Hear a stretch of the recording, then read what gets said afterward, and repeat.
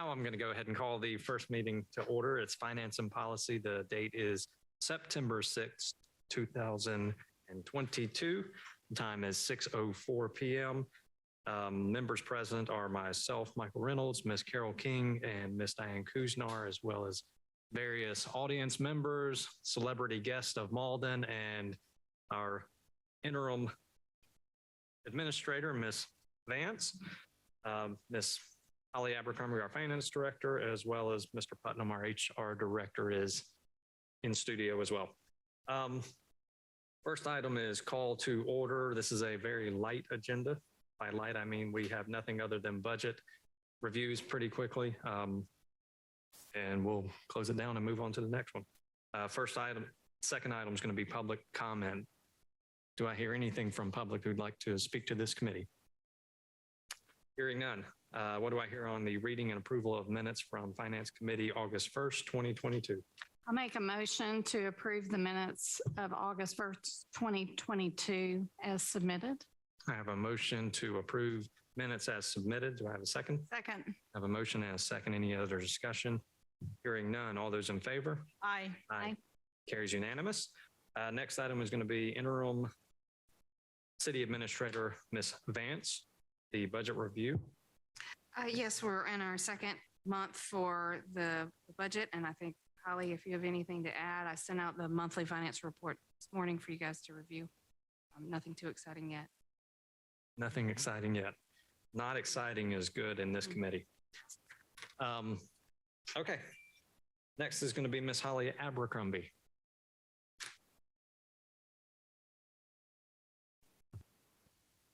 Good evening. Nothing for the current year we're in. Last year, we're still accruing a couple of things. Had a revenue come in today that we had to accrue, and still waiting on one other smaller revenue that will accrue. So I'm going to work at getting y'all an updated number pretty soon. That should be close to final. And it was pretty strong. This year, like we said, it's early and there's not much going on. So unless you have specific questions.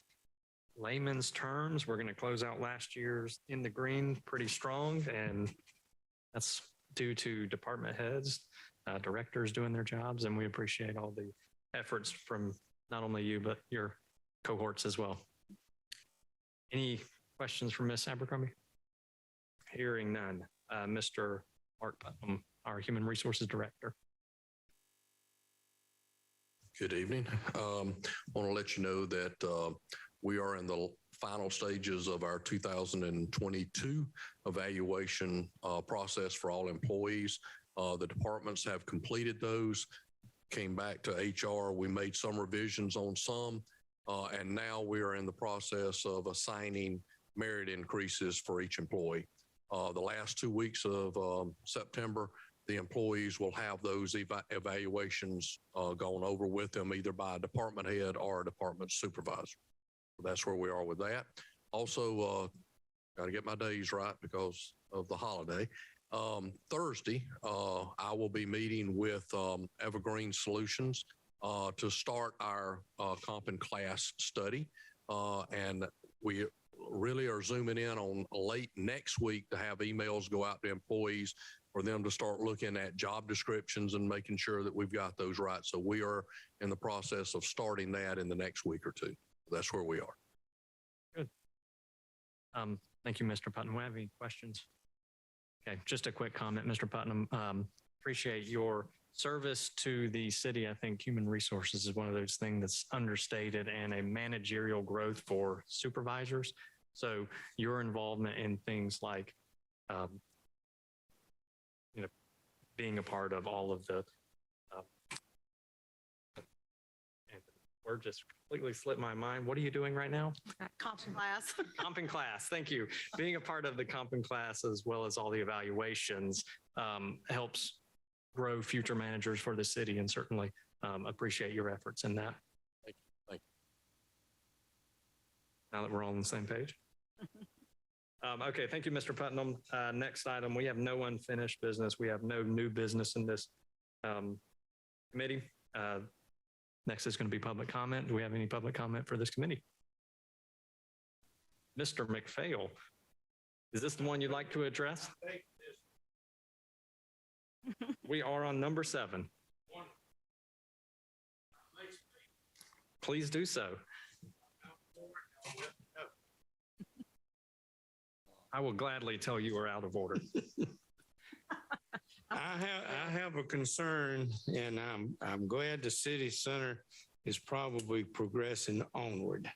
And I see that after y'all having landscaping, people haven't been contacting me about my business. Most of you know where I am. I've been there 44 years. That building's been there 60-something years, built by R.B. Chandler. The parking has not changed. You pull into it and we park, and clients, and I have 16, 17 parking spaces, 9 or 10 for clients and the rest for my 10 employees. Now, Van Broad came to me about before COVID came and said, we go put a curb there and you go have two parallel parking spots. Been trying to talk with the city since then. We haven't reached any conclusion to date. I have nobody really to talk to. I'm concerned about my business. I have the smallest lot there, but I have a good business. I'm doing 3rd and 4th generation clients, and most of y'all have been to my office, know what it's like and how we do it. I want to stay there. I'm old, but I'm not ready to retire and sell out.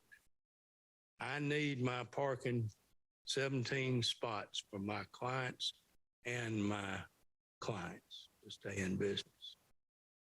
So I would appreciate talking to y'all. Van was go talk to me. I talked to him. He said, I was go get back to you. I had a lawyer contacting him. We didn't really get anything. So that's kind of where we are in betwixt and in between. So I think I've got 9 parking spots right now for my clients, but not for my staff. They're also going to take 4 parking spots off of Jenkins Street that we have. Because I'm on we're talking about Jenkins Court. And what I have proposed initially, and I still proposed, is that I could have or buy or steal or whatever, a 20 by 60 parking spot on Jenkins Street, which is at the corner of Thumbs, Laundromat, and on the old Four Seasons property. That would be for my parking, for my staff and all. So I would appreciate any conversations, you know, regarding the closure on that, because I've lost a lot of sleep over this.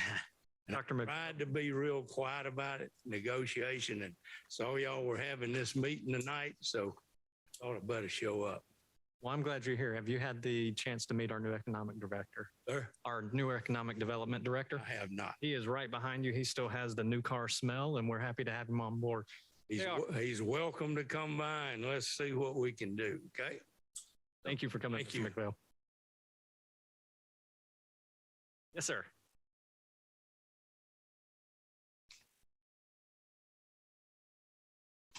Hello, everybody. My name is Nick Nechayev. I'm the owner of Distinctive Details, and I didn't really know this was just a committee meeting. I didn't know if it was a council meeting or not. My concerns are the same as Dr. McPhail. We've been there 35 years, and I've always been in agreement with this new city plan. But I also have not been contacted much. And years ago, we complained about there's not enough transparency and there's not enough contact with the business owners. And this is probably, when I saw this meeting was about the landscaping of Jenkins, and I do have some concern about the widening, but I did contact the mayor and we talked a little bit also about what's happening beside my business, but there is a lack of contacting the businesses.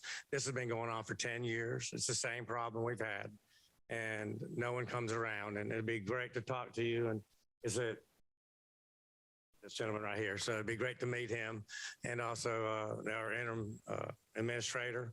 I know there's a lot going on with the project over here at 385. And we knew that that would maybe taking a little more precedent, but still just not enough contact is my concern and what's going on. That's why I did contact the mayor. I've been out of the loop for about a year. I had a very sick dad who we're taking care of. And that's why I contacted the mayor and said, hey, I need to catch up with what's going on with our, with the plan. And, you know, because I've been in agreement with it, but also am concerned about, we've been told no eminent domain, and that was served to one of the business owners right down the street. So, you know, restless nights, sleepless nights because of stuff like that happening. I just wanted to contact y'all, let you know that we would look forward to meeting and talking and having people come and keep us in the know. Thank you, Nick. Good to see you. If you guys are willing to stick around, the Economic Planning and Development Committee meeting is last on the agenda tonight, so you'll miss dinner, but maybe have an update from our Economic Development Director there as well. Thank you for coming out. That ends public comment. Do I have any committee concerns? Hearing none. What do I hear on adjournment? So moved. I have a motion and do I have a Second. I have a motion and a second. All those in favor? Aye. Aye. This committee stands adjourned. The time is 6:20. The next committee meeting up is, what's the next one? Is recreation. Thank you.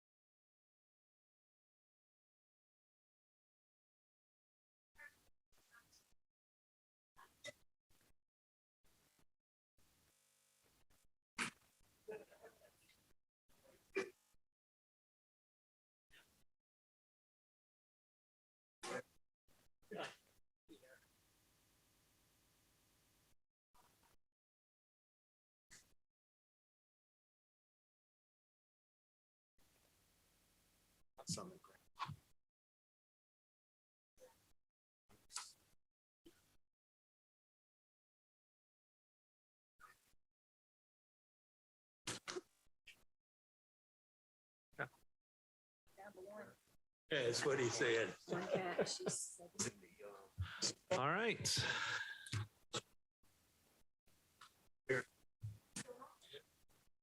It is currently 6:17. We'll call the Recreation Committee to order.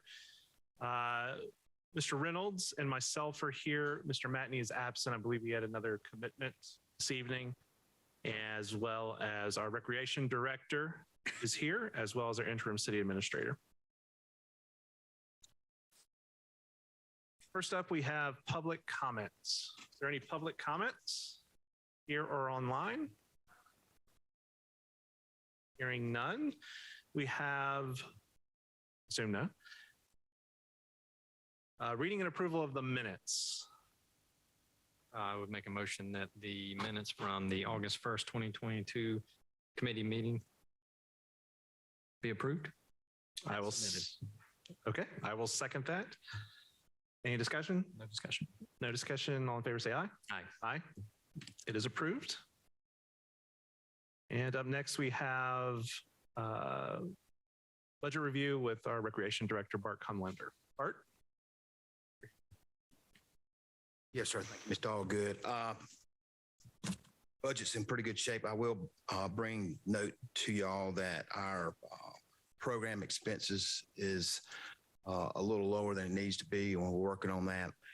Just keep in mind the numbers of our programs are going up, and the cost of shipping and uniforms are going up, just like everything else. So, and what we're doing a budget, we're estimating. So, you know, like basketball's coming up, we've already ordered those, but we had over 500 kids, and we estimated 450 kids. So, which is a good thing, and just to bring that to light. But everything else is in our budget's in good shape. told you last month, our two cars have been ordered. Late winter, they're saying. So anyway, those have been ordered, and we're working on a couple of our CIP projects as well. The walking trail's fixing to go out to bid, and also our fencing project is out right now. And so hopefully get that back by in September, award that to somebody and start that project in October. So me and Matthew with Public Works have been working together on that, along with the walking trail. He's been helping me with that project as well. So we'll bring your attention to, we have also been shutting the parking lot down at the senior center. We're having a huge problem of parking. The seniors have been complaining they can't get in their cars, or they leave at 3:15, some of them just to get out of there. And Friday, we have our committed seniors that like pickleball that aren't going to leave. And so we have a person just manning those gates every day until the parents get the idea that you can't pull your kids over there. Everybody has to wait in line as well. And so Mauldin is unique. The high school is unique because that city park's right there. And it's been a custom for folks to come over there and park, pick the kids up. 15 years ago wasn't a problem. Mauldin is the biggest school in Greenville County, and now it has become a problem. And so just bring that to your light in case you get a phone call from somebody. So is that happening on a daily basis where we're closing the parking lot? Correct. It's pretty much every year about this time, right? It does. And then, about October, we'll slack up a little bit, and then they'll ramp up. The spring and fall is when it gets bad over there because the kids come over there,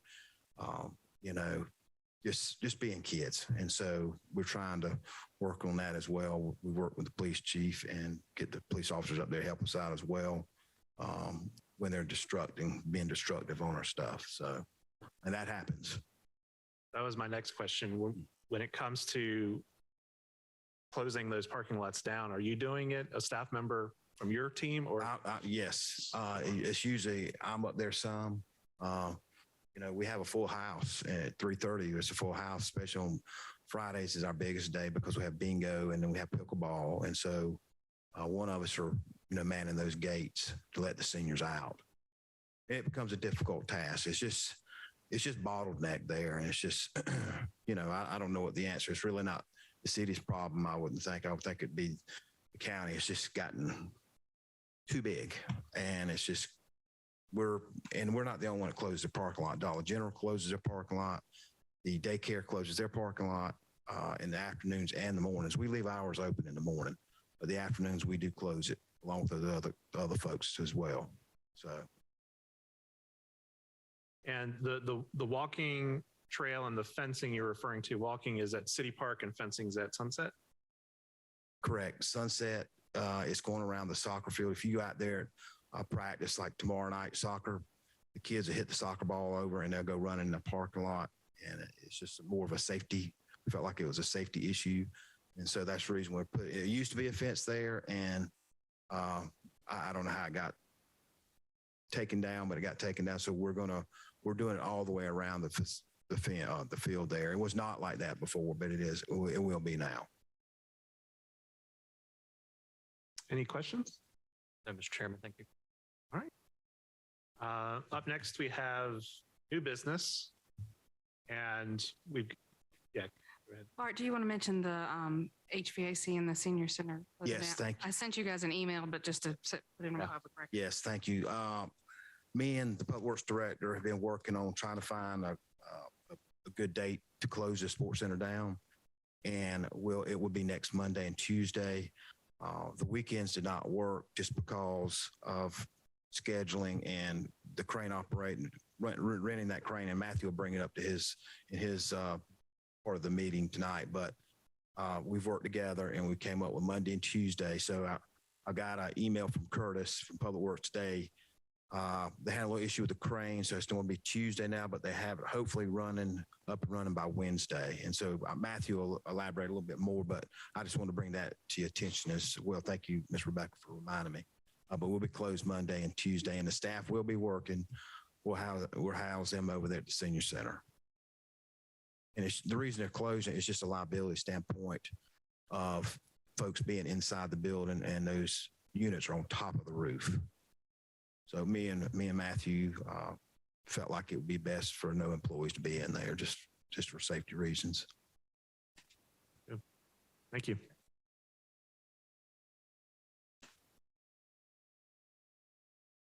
I see you're going for your button. Are you just turning it off or turning it on? Okay.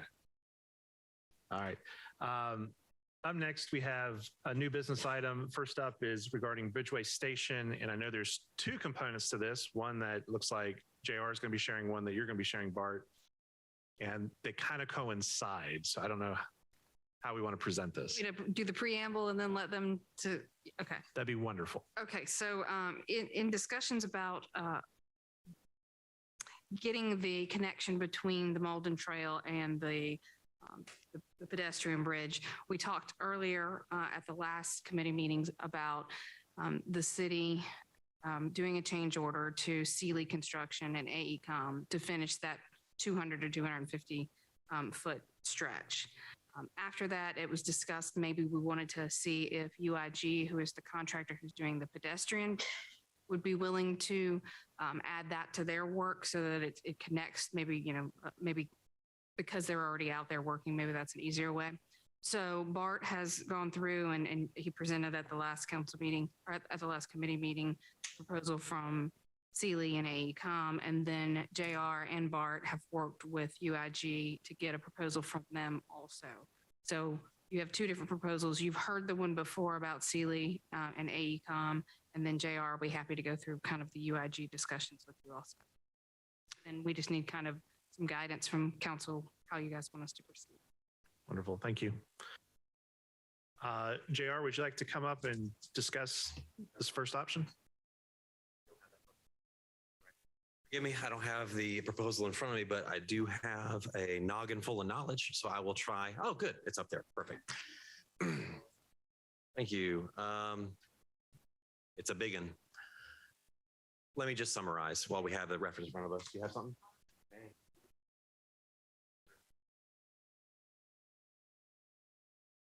I just want to have points of reference on this one.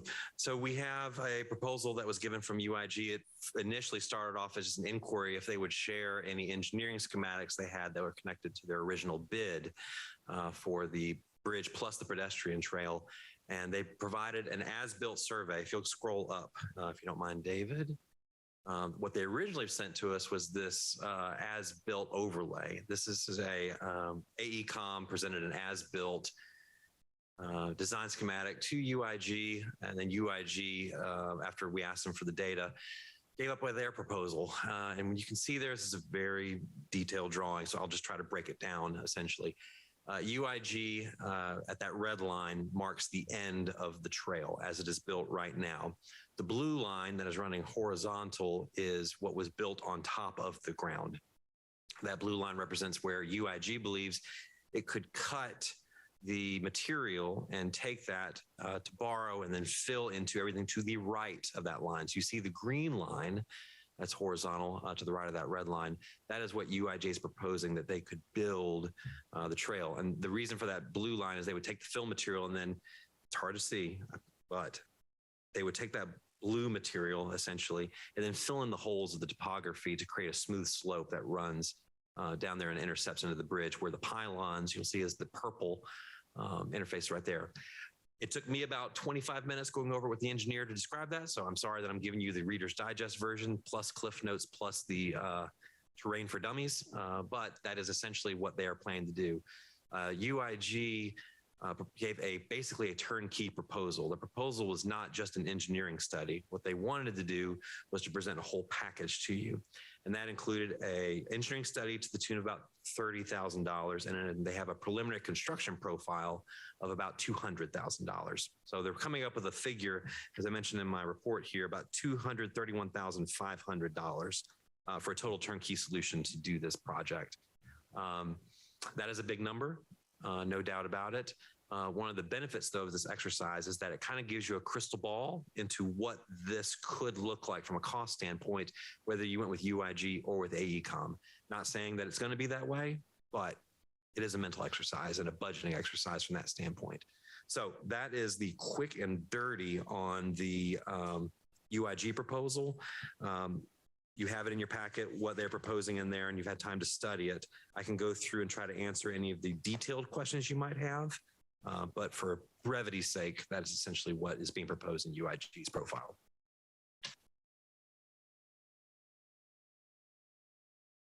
Any questions about UIG's proposal? Not right now, Chairman. Ms. Vance, Mr. Chairman, it so- says here this item is not identified in the fiscal 23 budget, which I know, but has any consideration been given on how we could pay for this? there's some discussion of whether surplus revenues from the 2022 year could be used for that, but obviously, as we keep talking, we keep adding things that are, could be taken from that list and giving Holly heartburn. Saying that, I do want to mention for the proposal that JR just mentioned, one of the, not issues, but one of the considerations is that to do that, we would need to work with Phil Hughes and amend our current reimbursement agreement with him so that that will run through them and for UIG. They are open to that consideration. They are open to that. We would just need to get that language amended. Great, thank you. With Mr. Fleeman in the audience, I'm curious if he has had any further looks at what has been designed thus far as the schematics are concerned, and if there's any concerns that he may have regarding this. He's shaking his head no. Perfect. So one of the reasons why, Councilman Reynolds, you may recall that we had this at full council to talk about the contract with Sealy, the change order. And upon reflection, we really have 4 choices that we potentially could make. One is to go with UIG and, in a sense, lock the price, right? One is to go with the design work and let Sealy construct. The other is go with the design that AECOM, is that how you pronounce it? And then bid it out. And then the last option is just to bid out the whole thing. And we start from scratch. So there's really kind of 4 options here if we consider this to be an important piece for the city of Mauldin to be able to connect the bridge to a trail.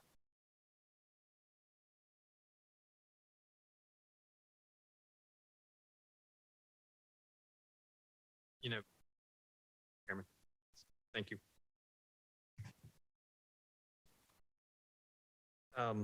As you look at obviously the major concern, it's not a question that it has to be done. You don't build a bridge to nowhere. So I think as I've leaned on it, I have concern with, I have more comfort in having a number that I can stick to, even though it's a big one. When you look at the AIG, all the acronym soups that we have here, for 231, it seems to be the most ready, shovel ready. Again, it's concerning that it's a giant number, one that was unplanned, but I do think it'll be the most shovel ready and the easiest to plow through. Whereas if we start dealing with Sealy and start backing out, there's so many other variables that can come into it. Would you say that's an accurate statement, Ms. Vance? The cleanest route is going to be? I would say it is a clean route but we do still have to do that to amend the reimbursement agreement for that to happen because this was not bid out through us, it was bid through them.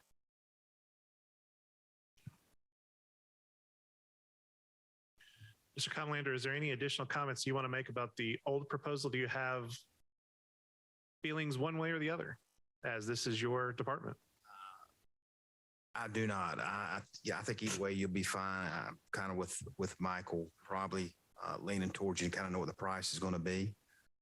Sealy, we do have a contract with them, and we can amend that contract and add to it. And so, but I think either way, but you kind of already know what the price is from the other folks than Sealy. That helps.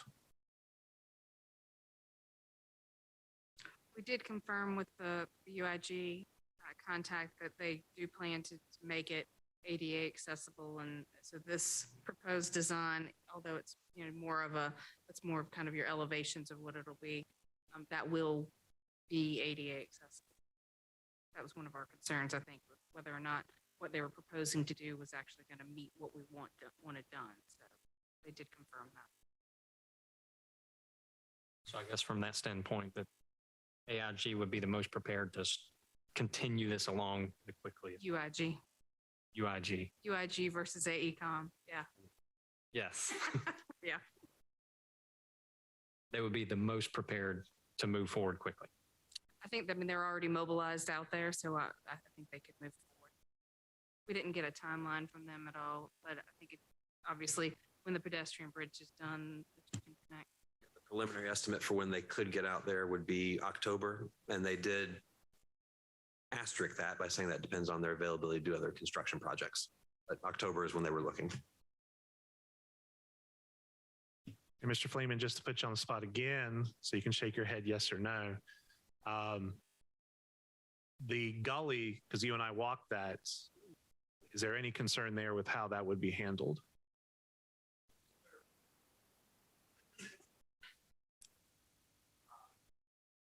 In the UIG proposal, they proposed a cut and fill scenario where they're actually cutting back a portion of the trail that was already done to fill in those low-lying areas to make it ADA accessible. And so that the gradient met that criteria. Okay. That's how they're going to deal with that. Right. Thank you. With that said, would the cut would be bermed, walled? How would, because they're cutting more than, looks like they're cutting 8 or 10% out to push it down into the 10% plus range. Any idea what the plan was with the sides of the cut? Okay. I think the whole thing would be level. So it wouldn't be that the trail would be in the middle of the side. And that's what I'm. Yeah, it would be all kind of Thank you. smoothed out. Okay. So, Mr. Chairman, like I said, I believe it's an important project and don't like that we haven't budgeted for it, but I do believe we have avenues within the city's budget to cover it. I can certainly send the entire thing without a recommendation and let all of council discuss it more, or I can send UIG forward, which would probably be, would be my recommendation. I would propose you send your recommendation. Thank you, Mr. Chairman. Mr. Chairman, I'd like to make a motion to forward to full council with a recommendation of approval of the UIG proposal for the final construction of the trail between East Butler and the Bridgeway Station Bridge, not to exceed, I'm going to round it up to $232,000. Thank you. $232,000 for clarification. Excellent. Thank you. I will second that. Is there any discussion? No, Mr. Chairman. All in favor, say aye. Aye. Aye. Passes. All right. Up next is the Gilder Creek Trail. And Bart, I think it's back to you.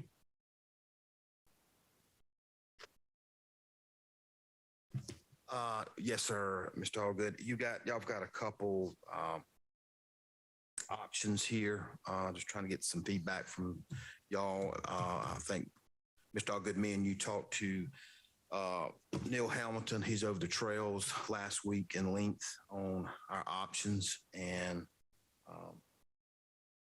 this grant was applied for, I guess, sometime a year or so ago.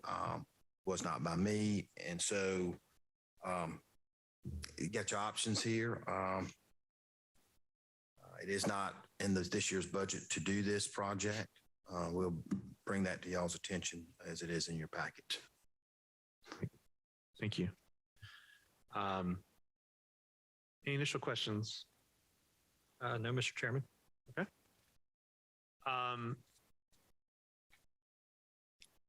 Mr. Cumlander and I did talk about this on many occasions over the last 2 weeks, 3 weeks. obviously, we're looking at $66,000 in funding. And those that are funding us need a decision relatively quickly so that they know whether or not we're committed to the project. My first question for you, Bart, is when we look at page 90, when we get to the feasibility, the multi-use trail feasibility study, and it kind of outlines all this, are we technically in the construction period, or are there additional steps that have to be taken? I don't believe so. And I'm getting up to speed because this was handed to me at the end of July. So, he was calling me about the contract that needed to be signed by the end of this month. So, Mr. Chairman, I don't believe construction documents or anything have been created, so you're over here, not even on the chart. We're more on the left Than or you the are. top than we are down below. Yes. So that obviously presents a challenge with this. As Mr. Comlander also mentioned, it is not in the current budget.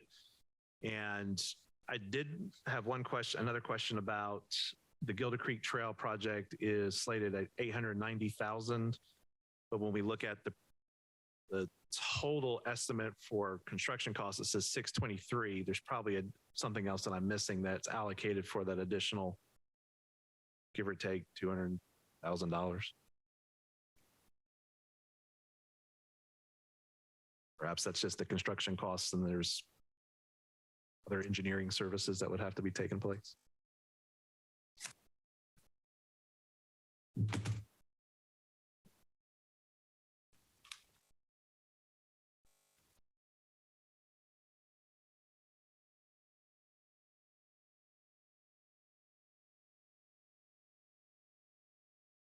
Yeah, but the budget in here is 623, but the budget we've always been discussing is that 850 part. Is there something that we're missing in here? yeah, I'm looking too. Yeah. It was,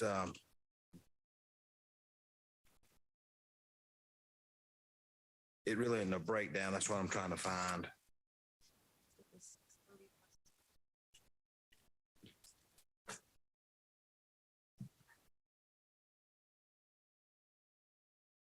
Would it have been the 623 plus the 150 that they applied for with the grant, or still didn't get you to the right number? But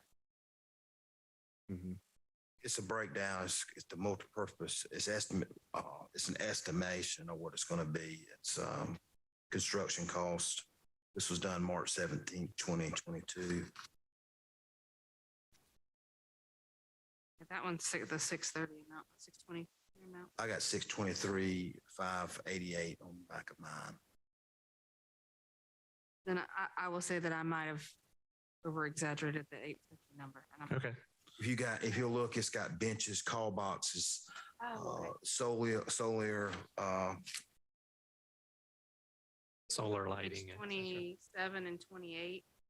That's where you get to that. Thank you, Dave. That's where you get to that 890 number. That has everything, including benches, surveys, geotech. Mr. Chairman. Yes. So my understanding that a grant was applied for this project and to proceed to receive grant funding of $66,000, we have to make a motion. We have to show the city committed to up to $800 and some odd thousand. Is that what I'm understanding? You've got several options after talking with the people at PRT. I think there are several options. You can, and that was what was in your memo to you. You could decide not to accept the grant because we only got $66,000 and the project's over 800.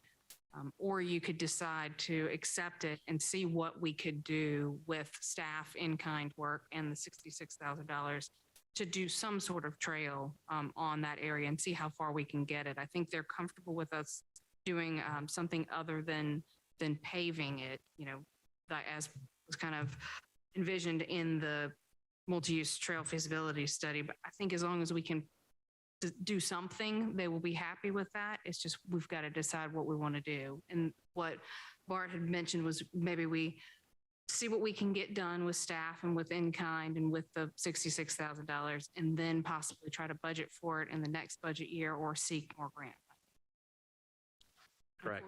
So in our conversations, they did tell us that we would not be put at the bottom of the list. So if we decide not to accept this grant money, then we lose the grant money, but we're not going to be all the way down at the bottom of the list if we ask for grant money again. The key is that we would need to have the trail completed by April 30th of 2024. And in our conversations, we could utilize that grant money now. We could see what we could do in kind. We can see what we might be able to allocate now. And then in the next budget cycle, maybe there's additional funds we could allocate the new fiscal year to get it done by that time frame. And who knows, there might be some additional grant money. But of course, that's not knowing what the future may hold. Mr. Chairman, the other consideration that may lend itself to an extension on this, obviously we've got to have it done in 2024, which is, a year and a half away. But then the other kind of extenuating circumstance is the Butler Road expansion, that project, and when and how that happens and how that affects the crossing there. So I think when we spoke to when you guys spoke to PRT about that, they understood that might be an extension that we have to ask for because we just don't know. And it's considered, what they do will determine what you do with the path there. Yeah, it comes out on Butler Road and it comes on the bottom end of Corn, or however you want to start, but starts and ends right at Butler and ends on the bottom end of Corn. And it's going on a sewer easement. And, also too, we have not, you're hitting some property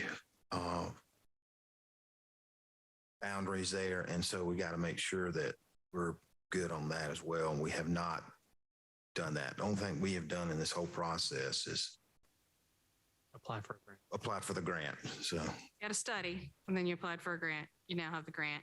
It's only $66,000. Mr. Chairman, based on the size and scope of this, and I don't know that we're quite ready for it, I don't mind forwarding this to full council for other council members to weigh in on. It's not something necessarily I would have an interest in plowing forward with right now, just based on the size of it. As if we're getting heartburn over completing a project that we knew about to a tune of $250,000, adding another potentially $100,000 to that will cause Miss Abercrombie to fall into the floor, and we'd like to keep her at work. So I have no problem forwarding it to full council to get a weigh in and discussion on it. Just yeah, my take on it, the initial plan where it calls for lighting, et cetera, there's a lot of things in there that I think could be removed, whether or not we need lighting on this particular trail, because we need to talk about lighting perhaps on the trail that goes to the bridge at some point. I think that's more important. We also have talked about different types of trails that could potentially pass for now. We can go back, and then obviously, as Ms. Vance mentioned, there's also the possibility that the April deadline could be extended with the lingering project that is Butler Road. So if that's what you would like to make a motion to, is to forward to full council, that sounds good to me. Mr. Chairman, I'd like to make a motion to forward this item to full council without a recommendation, but for discussion purposes. I will second. Any further discussion? Hearing none, all in favor say aye. Aye. Aye. Motion carries. Thank you, Mr. Chairman. Thank you.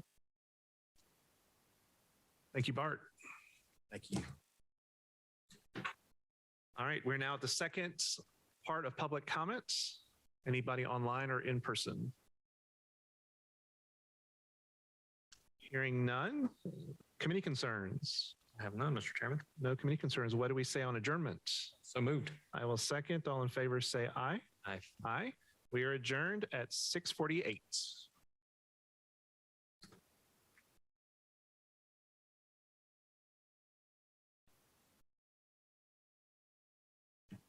Next committee meeting up is the public safety.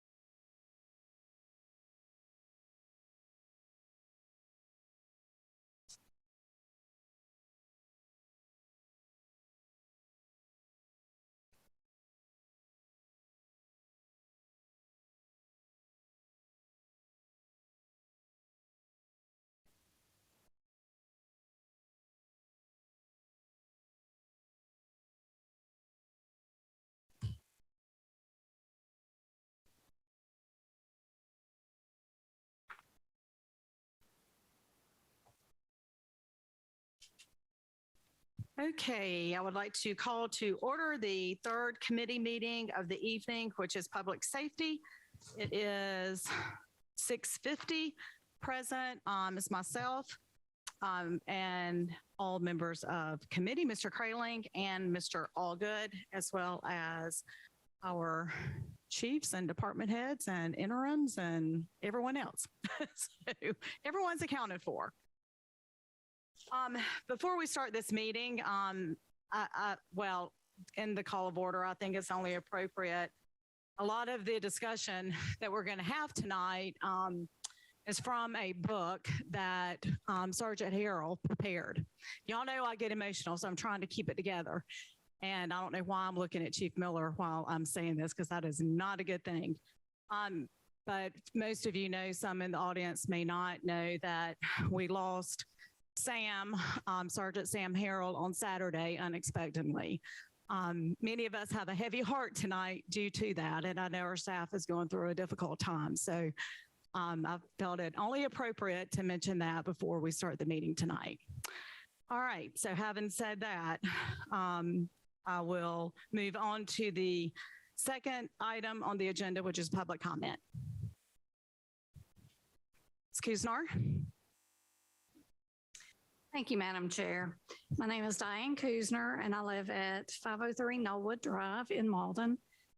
This public comment is regarding residents that have complained about the open burning. And I just wanted to share that with you. Their smoke is getting into their homes. Ashes are falling on their porches. I didn't bring my phone, but one resident sent me a picture of ashes in his hand that he picked up off of his front porch. So one thing I'd like to bring to your attention is on page 8 in your packet of the ordinance, and it's number 4, C4. And it says the applicant shall conduct the burn at such location and under such conditions that smoke or fumes will not go onto any roadway or the property of others and not pose a health or environmental hazard. So I believe that when we approved the permit for this particular burn, the question was asked, will you be burning on windy days? And it was like, oh no, we really will only burn when the weather is I guess, amenable to that. So I know that the day that I got the text was a day that it was fairly breezy outside. So I just want to bring that up when y'all talk about taking the permit away from coming to full council. Thank you. Thank you. Any other public comment? All right, seeing none, we will move to the reading and approval of the minutes from August the 1st. It's committee's pleasure. So moved. Thank you, Mr. Crowley. Got a motion to approve as submitted. Do I have a second? Second. Any changes or updates that need to be made? Hearing none, all those in favor of approval of the minutes of August the 1st, say aye. Aye. None opposed. Motion carries unanimously. Okay, we'll move on to the reports from our city officers. Chief McCone, you're up first. Thank you, Madam Chair, members of committee. As for the budget report, we're right in line where we need to be. Like I said, we're ideally remaining at 83 and we're at 73. Chief, could you please address the concerns over the open burn? You and I spoke briefly about it prior to the meeting, and I think they're supposed to complete the burn. Yes, ma'am. I talked with Andy Brown with Right. Terraflex on Wednesday and told him about some of the concerns they were having. I said, you got to be mindful of the weather conditions and all that. And he said he will reiterate it to the superintendent over the location out there, that they need to be mindful of the wind conditions and weather conditions. But the burn's supposed to be complete in the next, He said it should be by the end of this week. by the end of the week. Yep. Okay. You could just please stay in touch with them. I know I also had received some text messages and emails in reference to that as well. I actually rode out there today, and like I said, they have they still got a little bit left, but like should be done by the end of this week. Okay. All right. Perfect. Thank you. Thank you. Any questions for Chief McComb? Yes, sir. Mr. Allgood. Actually, I'll hold it. My apologies. All right.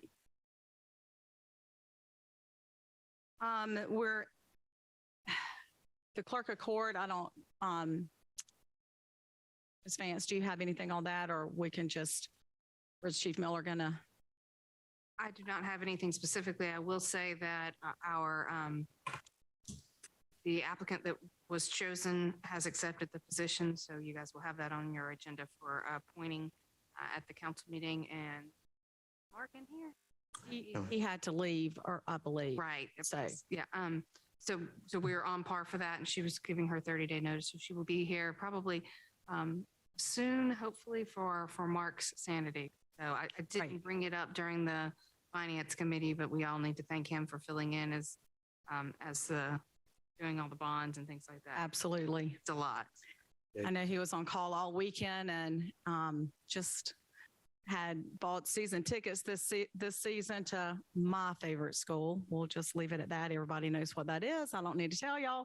So bless his heart, he had to work this weekend and couldn't go to the opening game. Yeah, so And I'll not get here soon enough. he forgot about his duties with his clerk of court for our meeting. No, I'm teasing. He's had quite a few. Actually, he and our chief just listened to a bond hearing. It was pretty entertaining. So it's right. So he's in a before bond hearing as we speak. Oh, is he? Oh, okay. No, Yeah, just prior to the meeting, he was in here, and it was. Yeah. Okay, Chief Miller. Okay, Ms. King, Mr. Allgood, Mr. Crayling, good evening. Our budget is in good shape. We at National Night Out, we received a box of toys for Christmas in July for our officers to hand out to children, and our victim advocate to hand out to children on scenes where they need support. Also on September 28th, the fire department and the Mauldin Police Department will be participating in Meals on Wheels and delivering to people inside the city. National Night Out, I haven't been able to talk to anybody since then, but I'd like to say thank you to the fire department, all the officers at the police department, public works, recreation, and the donors, and also council for standing behind us and keeping National Night Out going on.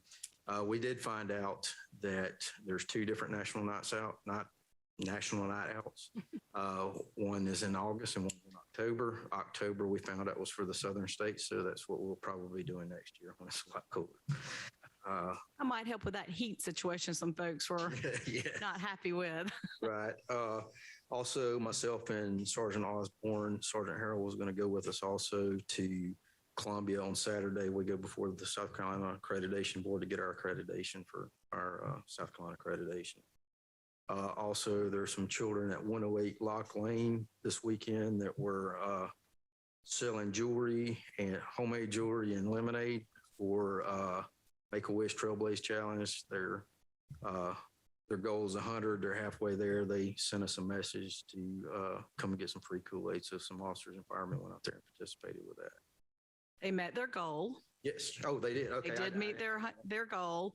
And yes, I heard some sirens. Right. Yes. So that was awesome.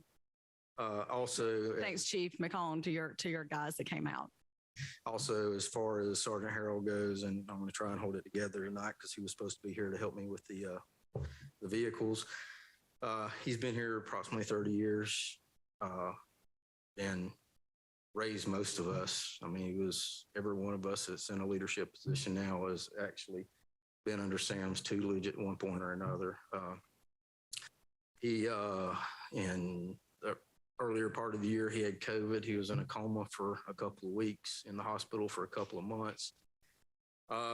He wanted to come back to work. I told him, I said, we need you walking. I don't want you to get stuck in the elevator with a cane, getting off the elevator like that. So he doubled up on his PT and got back to work as soon as possible. Second week home, I took a computer over there so he can start working on CLIA stuff. He just came back from another bout of COVID about 2 weeks ago. He had already started gaining weight, was doing good. Marcia called me about 1 o'clock Sunday morning and advised me on what happened. So she had told me she was going to get him cremated. What we did was he's a tissue donor, so they sent him to. They were just going to get him cremated in Charleston, but he's a tissue donor, so they sent him to Columbia, and the tissue donor place said that they would send him up here. So we had 2 officers escort him from Columbia this morning. We had the fire department present, some members of council, Greenville City, Simpsonville, Fountain Inn, a bunch of our officers that didn't work last night. We had a large amount of turnout. We also have a lot of people in the public standing behind us, sending us messages, keep our heads up. And also Friday night, I think I sent out a text earlier, but Friday night, they're not going to have a service. They're just going to have a visitation of friends at Thomas McAfee on 417 from 5 to 8. So we'll be there. We'll have somebody standing by with the family the whole time. Thank you for that update. I know there's been a tremendous outpour of love and support for the family from not only our community, but from our sister cities as well. Yes, ma'am. Several of the other police, Howie Thompson worked with Sam. He worked here. Greg Ryan from Woodruff came today. He worked here. Ben Ford, Chief and Travelers Arrest worked. Wow. And so, like I say, the other agencies that their chiefs couldn't show up, they sent officers to represent their department. I think Mr. Matney, his words were, I couldn't have said it any better. Sam had, like you said, a year plus ago, his round with COVID. And once he recovered from that, we, as Taff said, we thought he was invincible at that point because we didn't know if he was going to make it. And then unexpectedly. So yes, please keep Marcia and the family in your prayers and our entire staff, police department and entire staff. Yeah, he, just one more little quick story. He came into my office Thursday. I saw him on the hall last week. Yeah, he came in Thursday. We were talking about the budget book, and he said, I'm going to write you this thing. I said, well, you'll be there to help me out. He said, well, I'm just going to write it anyway. And it worked out that way. But we talked about seeing our grandkids this weekend. And you got to see them one last time. So, thank you. Thank you. Okay, we have no unfinished business, so we will go into the new business, which will continue to be difficult as we flip through the manual that was prepared by Sergeant Harold. So the first agenda item is actually under fire, so it's the open burning ordinance, page 6 through 9 in your packet. As Chief McCollum comes up, if you'll recall, we discussed this at our last council meeting to have the open burn-in ordinance amended to remove the part that council has to approve the permits and just to leave that with our fire chief. So if you have any questions for Chief, or Chief, if you want to add something before we have discussion. Because y'all should have it. We do. Should have in your handout. Okay. We do. Okay. Does committee have any questions or concerns for Chief in light of the incidents that, well, with the ashes and the smoke from this last burn? I still am committed to amending this ordinance personally because I don't think council needs to be, I mean, our fire chief is the one who's the expert at this, not council. So I still stand firm with the amendment, but of course, the floor is open for any questions and discussion. Mr. Kraling? I feel the same way. I just want to reiterate one thing, that if you feel somebody isn't, like we talked about the windy days, and if they're pushing it, just know you have the complete support of, I believe, I at least speak for myself, to pull a permit from somebody and say, all right, haul it out yourself then. They're not willing to commit, so. Thank you. Excellent point. Real quick, Mr. Carlin, excellent point. And I think, unfortunately, this has been the first open burn that we've had in many, many years. I would say 10 plus. Do you know, Chief? I mean, it's been a long time. Yes. So, unfortunately, this is something that has been a learning experience. So for the next permit, it's under the circumstances how it transpired. So that's the issue. Really, I'm not in favor of doing it, but this was, under different circumstances. Well, and I guess you're speaking that it was approved by the county and then the property was annexed in, and that's how it ended up in our hands. That's so correct. We were just honoring what the applicant had been given by the county. That's so, Mr. Allgood. So in light of what you just said, as far as not in favor of it, are you not in favor of having burns inside the city limits? Yeah, but like I said, it just needs to be, they need to be very aware of what's going on surrounding areas and all that, and the weather conditions. And that's what we have to reiterate with him. And that's when I actually talked with Mr. Brown on Wednesday about. Okay. Because when we're talking about whether or not city council needs to approve this type of thing, we approved this. So it happened while we approved it. So I don't know if that's necessarily a solution. However, is there another solution to help enforce that it doesn't happen, or that there are consequences when it does? That's just like Mr. Kraylin said, that's where we'd have to go out there. They'd have to put it out. If they can't meet the criteria of it, then they're going to have to put it out and find other means to do what they need to do, haul the material off or anything like that. And that's what you did in this case? Mm-hmm. Okay. That was y'all's call.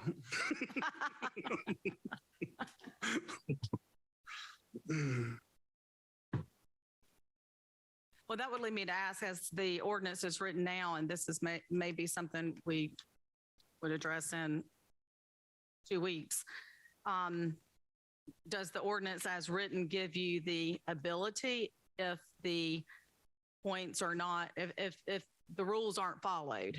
Yes, ma'am, it does. Okay. That you can pull the permit? Mm-hmm. All right. Because this was, like I said, it went by Daniel Hughes and all that too. So they looked over it and they got their blessing on it.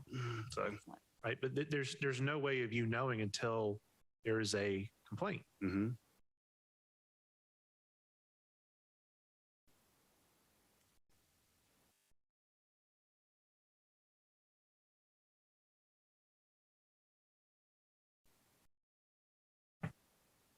Any other questions? If not, committee's pleasure on this item. Mr. Kraling? At this time, I'd like to make a motion before the full council, the ordinance amendment pertaining to open burning. Thank you, Mr. Kraling. I have a motion. Do I have a second? Second. Any further discussion, concerns? Hearing none, all those in favor of forwarding to full council the amended standards for open burning, say aye. Aye. Those opposed? Motion carries unanimously. Thanks, Chief. All right, Chief Miller's up. The next item is the bid for the K9 car upfit, which is in your packet on page 10. And then I think there's further information in the notebook, correct? Yes, ma'am. Both of these bids are the only ones that bid on it was Unique in Spartanburg to do the upfits on the vehicles, and we're just going to try and get the get the approval for them to get the bid on it. And Chief, Unique is who who we used on the previous vehicles, is that Yes, correct? yes, ma'am. Yes, ma'am. They've worked on our vehicles. They're local. And if we've had any issues with the vehicles, we can take them right back to Spartanburg and they take care of them, which they've had a couple of things that they worked on for us. There was an error on their part. Okay, any questions or concerns about the bid in your packet? Mr. Allgood? What is technically a full fleet? A full fleet, I'd have to get the numbers for you. We've got it's going to be about 62 vehicles. And we're a little bit over half right now. Because we just got 18 in last year. We had 4 supervisors vehicles that came in the year before. And then we've got these vehicles coming in now. With the price of them though, that's what Sam had put in here. If we, with 12 patrol cars, 1 vehicle for Margot, which hers is a lot cheaper because they're going to use a camera that hasn't been used before. And also most of her equipment is going to be donated. So hers is going to be cheaper. That'll come out. That'll be 13, adding the 12. With the 1 K9 vehicle that was put into the budget on a separate line, that's 61,000. And then we're going to have a 1 vehicle for the codes officer. And then we'll have 2 detective vehicles that we've had several of those vehicles go down in the past couple of months due to age and just wear and tear on them. With those, that's 12, 13, 14, 15, 16, 17 vehicles altogether. And taking 3 out, it should be 20. Or is it? It should be 20, taking 3 out due to everything going up in price. We would be with all the vehicles set up and done the way they're supposed to, we'd have a plus of $107 once it's done. Yeah. Where if we had the other 3 vehicles, it would put us over $100,000 in the hole. Now we're also with those cameras, the 2 K9 vehicles will be getting brand new cameras that we've already got off of last year's grant. This year, Sam is still waiting. We're still waiting on whether we're going to get a grant for the cameras this year or not. So the cameras are built into all these turnkey vehicles. But if we do get that grant, that's going to give us enough money to get another vehicle to put on the road. So we'll be 2 short instead of 3. But like I say, that's going to be here in the next couple of weeks. We'll find out if that's approved or not. So if we're replacing 17, we have 62. If you're to look in the future, how many more do we have coming down the line that will need to be replaced? If I'm not mistaken, I'd have to go look at the CIP for next year. I think it's 18 more next year, and that'll take care of us. And then we have several years, and we have another K9 vehicle next year, but then we have several more years, and we're going to start doing not 18 at a time. We're just going to start working them where we're rotating them through, where we're not having to do all that at one time. But our fleet was in such a disarray, everybody can tell. I mean, we just got rid of Impalas. So yes. Now, I will say with all of that said, Sergeant Harrell did a phenomenal job with the vehicles auctioning. We had 2 auctions and made almost $40,000 back off of those vehicles. Like I say, the bread truck, this thing of the past, we got rid of it. It's going to be a food truck somewhere. But yes, we're, like I say, he did. I mean, I'm glad he wrote this for me because he told me he'd be here tonight. So we got this. If there's any more questions, like I say, I can get you as much information as possible. Chief, exactly. I'm flipping through my book. I thought I had it marked, but now I can't put my fingers on it. The bid for what we're getting ready to make a motion on for the K9 uplift. What's the price on? What's the bid on that proposal? Just on that K9. Now, is that just 1 K9 or is that the K9 plus Margot? That's 1 K9. Margot's will be involved with the other 17. Okay. It'll be with that one. And hers is cheaper because of the donations. Donated. Yes, ma'am. Also, the K9 vehicle For patrol, it's going to be a little bit, it's going to be about $8,000 cheaper, which brought it down to 61,000 due to the camera already being in Sam's office. Is that the upfit or the total price for the vehicle and the? That's going to be the total price for the upfit and the vehicle. Yes, ma'am. Yes, ma'am. All of these, like the 12 turnkey, 64,978, that's going to be for each vehicle. The detective vehicles are going to be 38,697 because we don't have to put as much equipment into those. All right. Any other questions? All right. What's council's pleasure on the K9 car upfit? I'd like to make a motion to accept the quote from Unique Lighting Solutions and award the bid. Pass it on to full council. Thank you, Mr. Allgood. I have a motion. Do I have a second? Second. Any further discussion? Hearing none, all those in favor of forwarding to full council to award the bid to Unique Lighting Solutions for the uplift of the K9 vehicle, say aye. Aye. None opposed. Motion carries unanimously. Keep your place, Chief Miller. Right. So we have the next item is bid for the police car uplift, which is similar to that for the K9 that we just discussed, but for the police vehicles. Yes, ma'am. Unique's the only one that sent in a bid on the RFP. So we're just wanting to know if we could get it passed to Unique Lighting Solutions.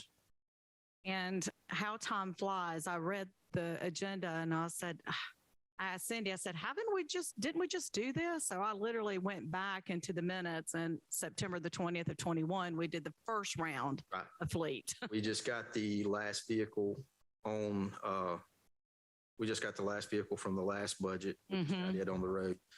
These are going to come in quicker, but like I say, next year, they're going to go up about $10,000 a car. Saw that. All right. Any questions for the police car outfits? Committee's pleasure. Thank you. I'd like to make a motion that we accept the quote from Unique Lighting Solutions and award the bid, passing it on to full council. Thank you, Mr. Allgood. Have a motion. Do I have a second? Second. Any other questions, discussion? Hearing none. All those in favor of awarding to forward to full council the recommendation to award the bid to upfit the police vehicles to Unique Lighting Solutions, say aye. Aye. Aye. None opposed. Motion carries unanimously. All right. That takes us to item 6D, record retention schedule. I came before y'all a couple of months ago in reference to the retention schedule on the expunge cases. Also, this month I'm coming to you in reference to retention schedule on personnel files. The retention records are usually 5 years. We have to go through I'll get the name right. I don't want to mess them up. The South Carolina Department of Archive History to get this put in their books so that if anything comes up, they've got it. We're covered by the archives. Typically, agencies will get rid of records after 5 years. And that's what we're looking to do 5 years from the date an employee is terminated, resigned, or retired. To destroy those records, because as of right now, we have files dating to the early 1990s, and some of the records on file are for deceased police officers. So, I won't even ask how many file cabinets you have for all of that. if we got rid of these, you know how I feel about those file cabinets. Yes, if we took care of this, we'd have a lot more room. So yes, that's what this is in reference to. And it is recommended that 5 years is the standard. Yes, ma'am. Yes, ma'am. It's already a standard for us, but we're going through the archives and everything to make sure that we're legit and just not destroying records. So we're making sure that it's noted that that's what we are doing. All right, Mr. Allgood. Ms. Vance, is there any policy with regards to all city employees and whether or not their records are taken out after 5 years? But I'll ask. Since Mark's on here, I was going to ask. There probably is, but I'm not sure. Thank you. I just would think it would be in line with whatever we do as a city. And the other question would be for you, Chief Miller, is by doing this, does it at all hinder statute of limitation laws?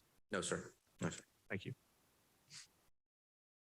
Excellent question. We can follow up with Mr. Putnam on that, but I do not think that the city follows for the other employees, but we can check with Mr. Putnam on that. But I'll also add that historically, the police department, because of various standards, y'all have to operate a lot of times differently than the other departments within the city. Yeah, I would imagine so. But if the city was 8 and now we're going 5, we should probably just maintain 8. I don't think that's what it'll be. But I figured I'd ask or try and find out. Perfect. Thank you. Any other questions? All right. Do I have a motion? Thank you, Mr. Curling. This time I'd like to make a motion to forward to full council the records retention schedule changed here in this documentation.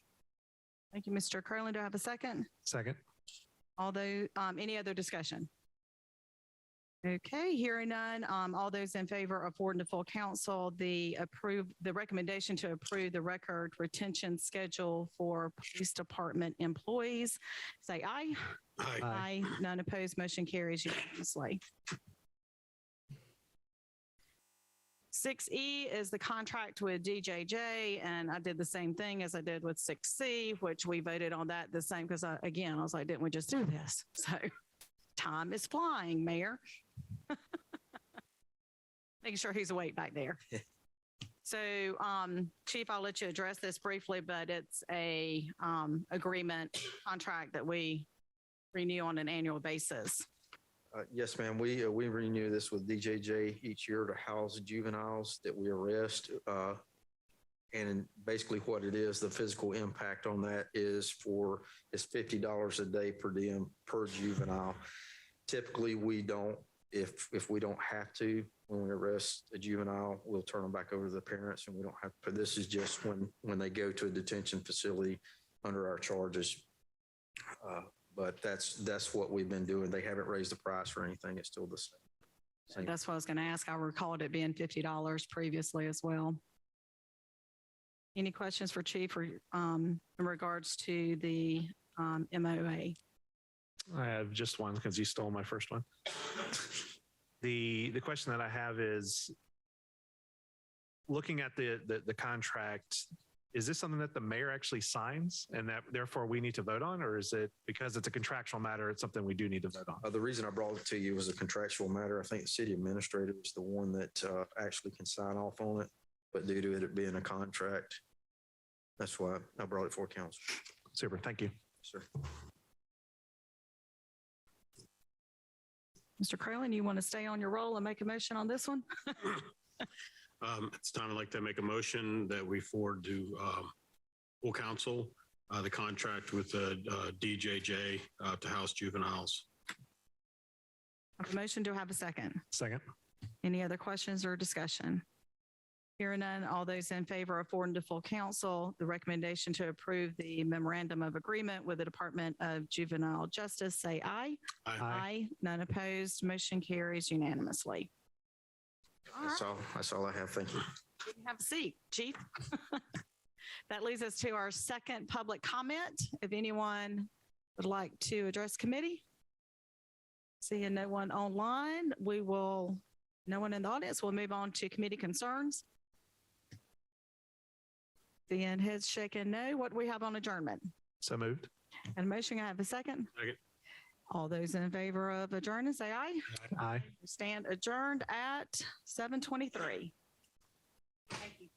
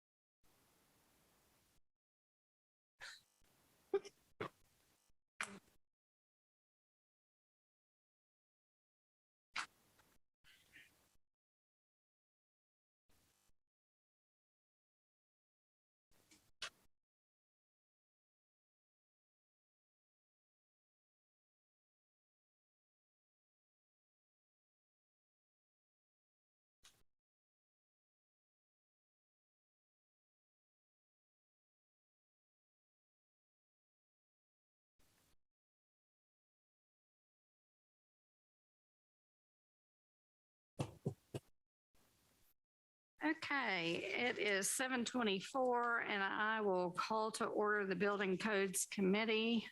All those present are myself and Councilman Frank Allgood and the BDS Director, David Deerhog, and our interim administrator, Ms. Vance.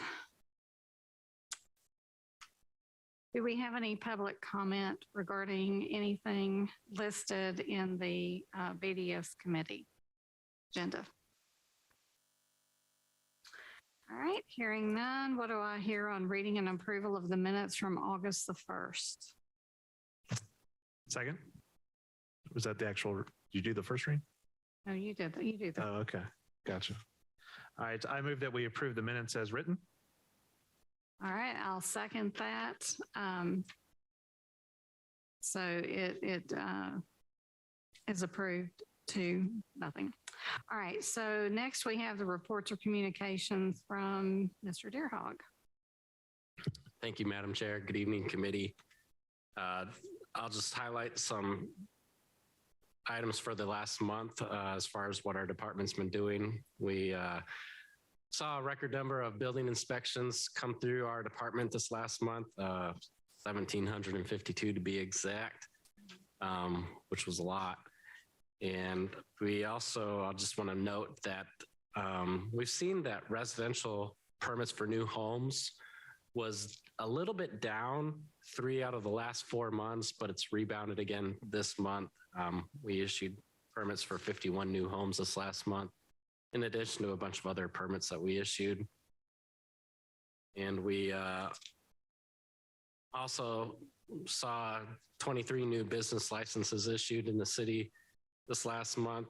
Of those 23, there were 7 that were new inside the city limits, not including home businesses. So we're glad to see new businesses come to Mauldin and welcome those. Lastly, I'll touch on our budget report.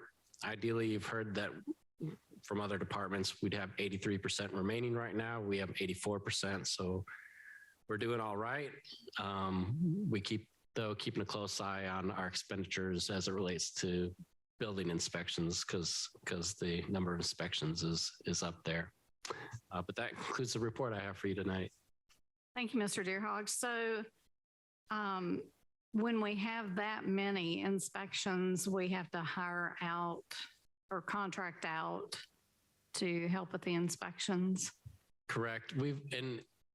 We actually, our building official who has normally handled most of the inspections on his own has been restricted to light office work for the last few months. So we've been relying exclusively on the contractor or the party that we contract out with. When we have heavy days, they're typically sending at least 2 and sometimes 3 inspectors to cover the inspections for the city. So if an inspection fails, how long before someone goes back out to re-inspect? It depends on when the builder calls it back in for inspections, but a lot of times it's even the next day. Well, okay. Thank you. Any questions? No question.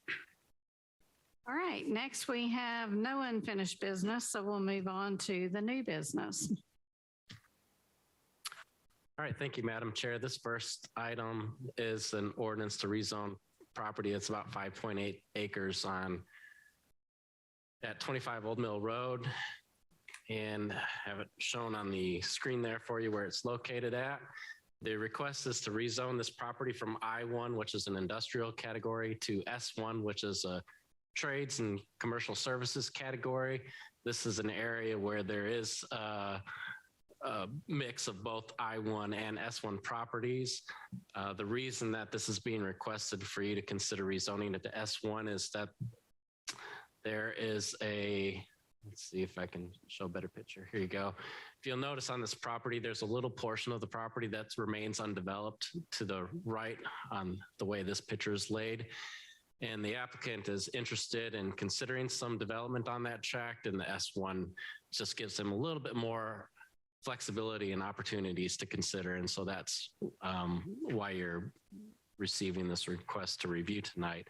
This did go to the Planning Commission this past month, and there was no comments made at the public hearing for this item, and the Planning Commission recommended unanimously to approve the rezoning that you're reviewing tonight.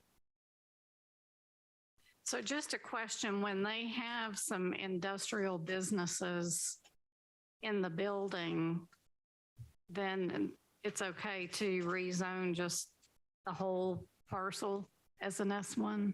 The businesses that are currently located in this building would currently be allowed in the S1 district, so there would not be any issues with that. Okay, thank you. Any questions for Mr. Deerhog? I attended the Planning Commission meeting. I have no further questions on this project. Okay, thank you. Okay, so would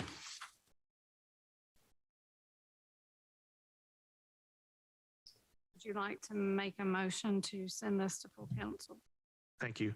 I would like to make a motion to forward this project from RPA Development LLC seeking requesting rezoning as S1 on this particular piece of property forwarded to full council. Thank you. I'll second that. Any discussion? Hearing none. All in favor say aye. Aye. Aye. It carries unanimously. All right.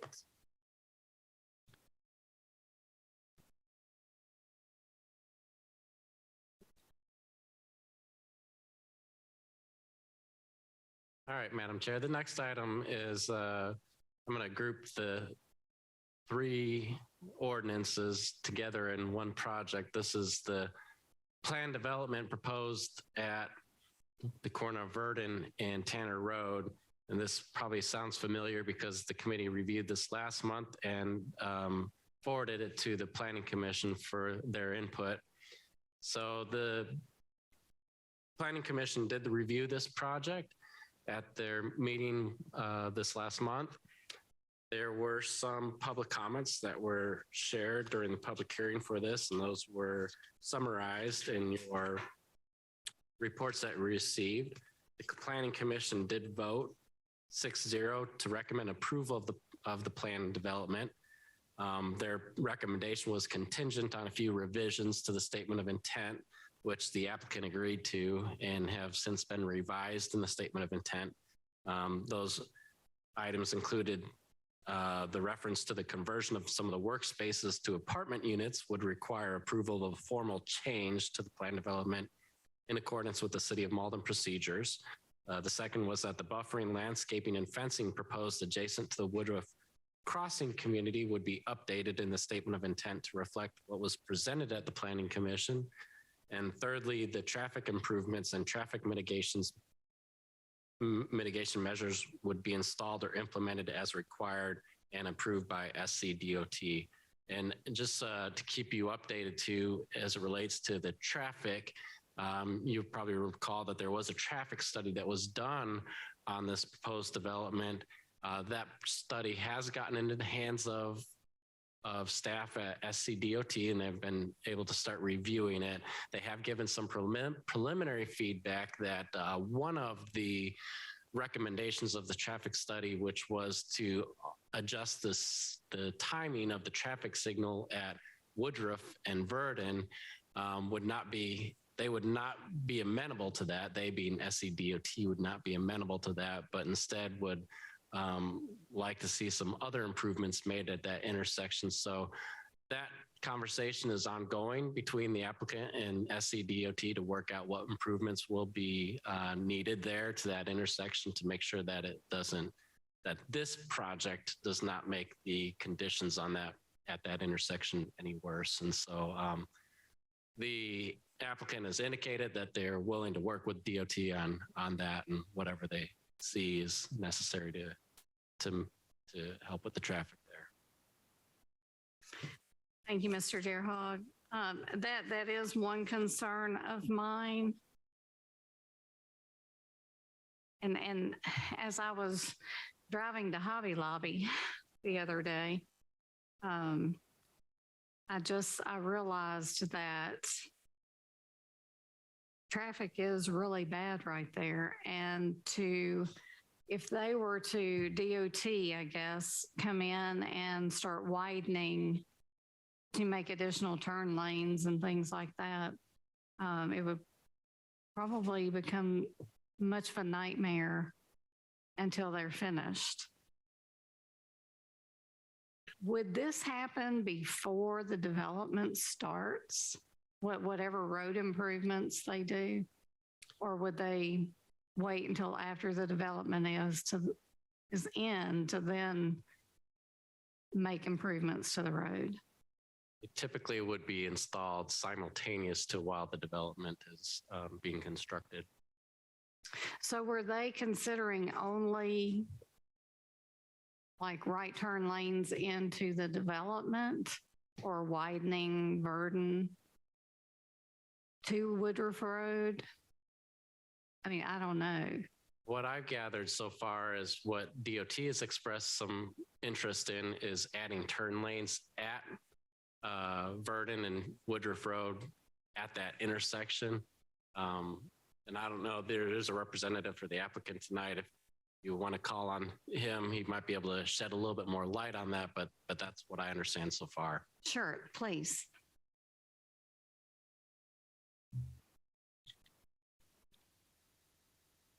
Good evening. This is David Graffis. I'm with Gray Engineering, 132 Pilgrim Road, Greenville, the civil engineer for the project.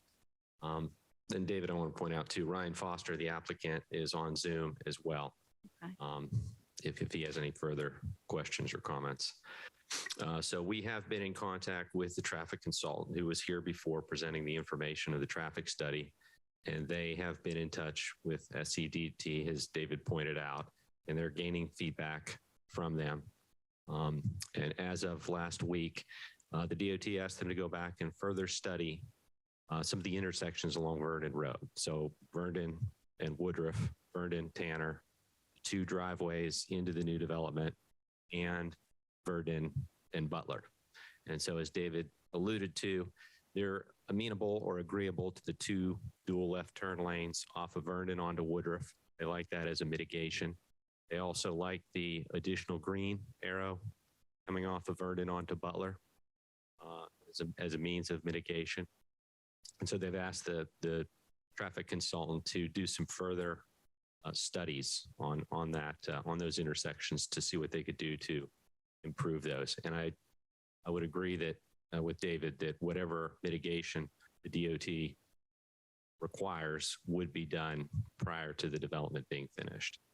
And of course, the developer too is committed to whatever the DOT requires in terms of mitigation.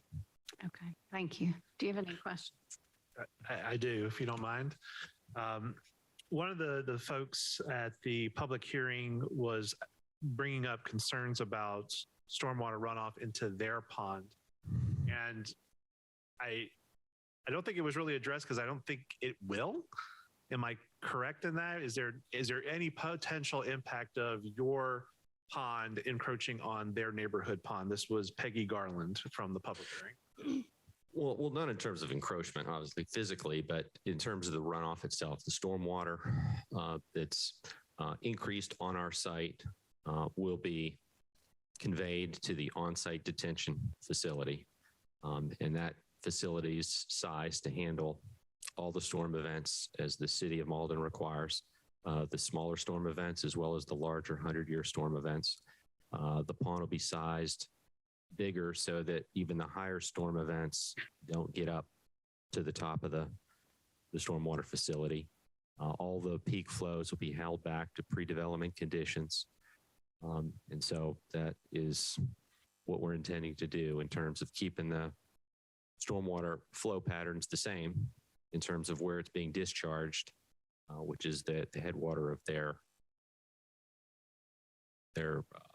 pond or lake is where it's going now. So we intend to keep that pattern.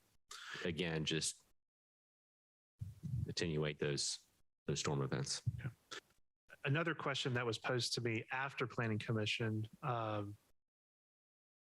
another resident was, could your pond be, how do I phrase this? half underground and half above ground? Well, again, we addressed that last time in that you don't get as much volume. And so it's not as effective in terms of downstream impacts. So the overall idea is that the pond would remain dry most of the time? that's correct. It would be designed as a dry pond. It would only be wet during the storm events and then be released over a period of time at a lower rate. I guess that's why they brought it up as a concern, was because it's an awful large pond for it to be completely empty. At least I think that's why they were asking that question.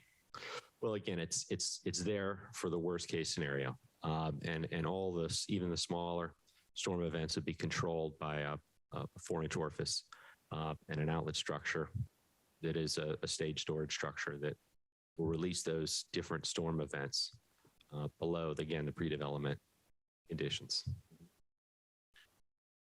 Okay, and then I think we got the correction last time we talked that it's a 25-foot setback as opposed to a 20. It's a planned development. So again, I think we had set setbacks in the site plan. I think they're varying setbacks between 12 or 13 to 25-foot setbacks in terms of the building setback, building structure setback. Okay. And then the conversations that you are having with DOT, how long do you think it will take before the two of you having your conversations will have kind of a resolution in place? And the reason why I'm asking this is quite clear. It's a matter of whether or not I think this needs to either stay in committee until you have that conversation and have that full understanding, or if you think you'll have it before in 2 weeks, then we perhaps can pass this along. Yep, that's a good question.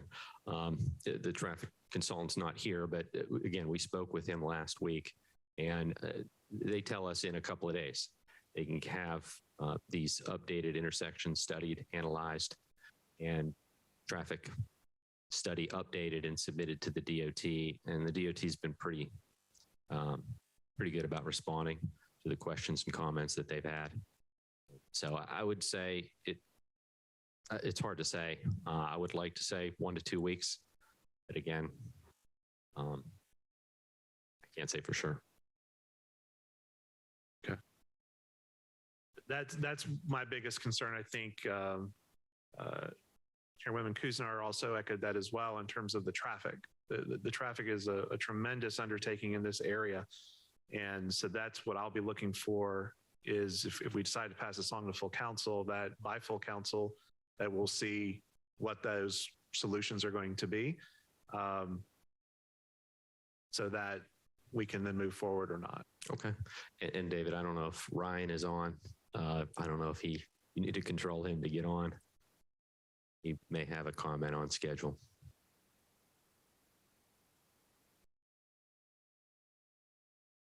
Sure.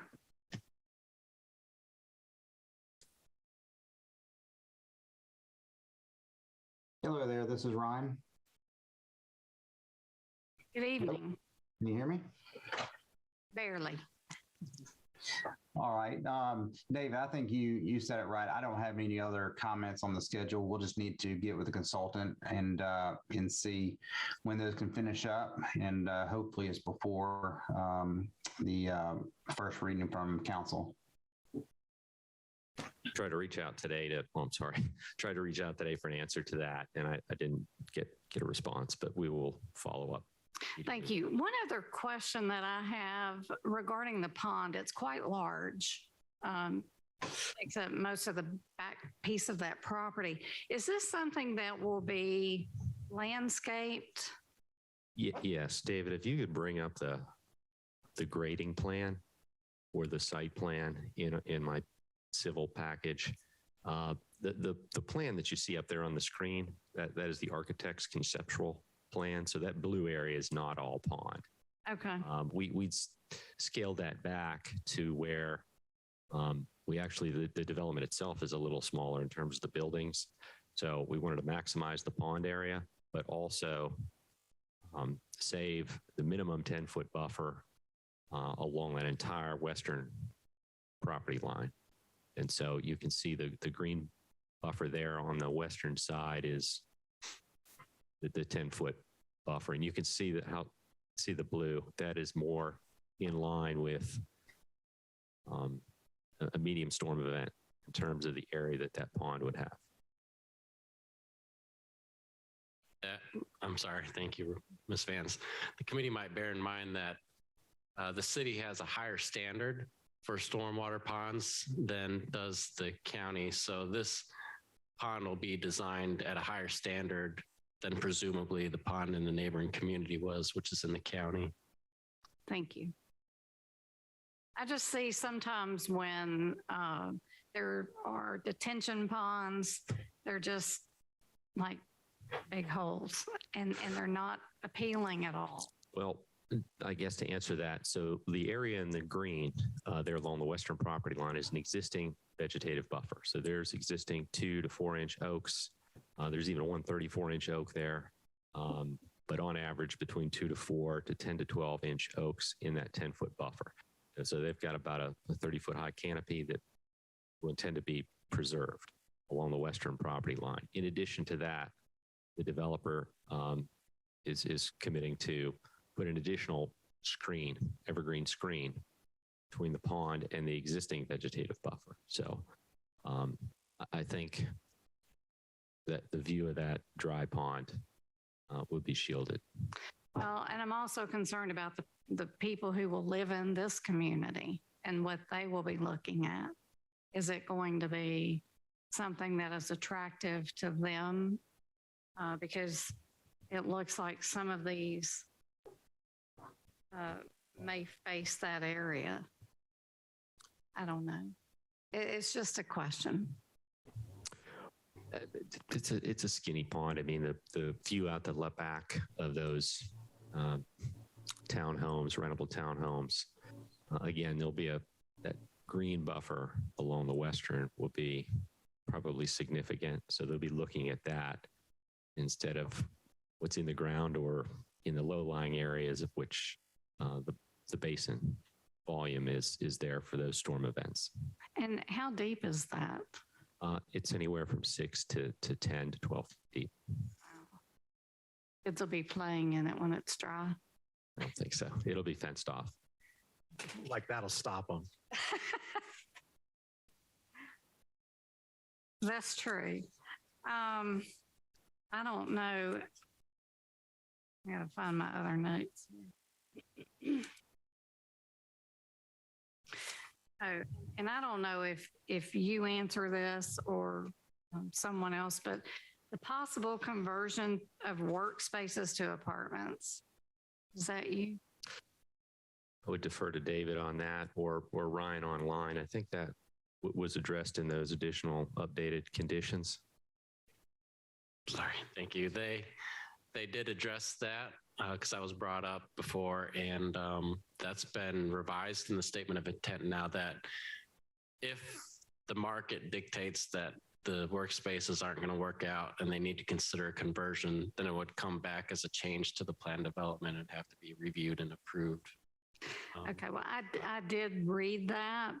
I think that's one of my concerns is that this will turn into only residential and you won't have those nice retail along the front, like some of the pictures that are very appealing. So my other concern was, are there any retail or restaurants in this development? There's the workspaces as have been presented, probably not full-scale restaurant like you might be thinking about. Let me see if I can pull up real quick the statement of intent, but the statement of intent provides a description of, of what will be included in that. But think of smaller spaces, essentially. Here we go.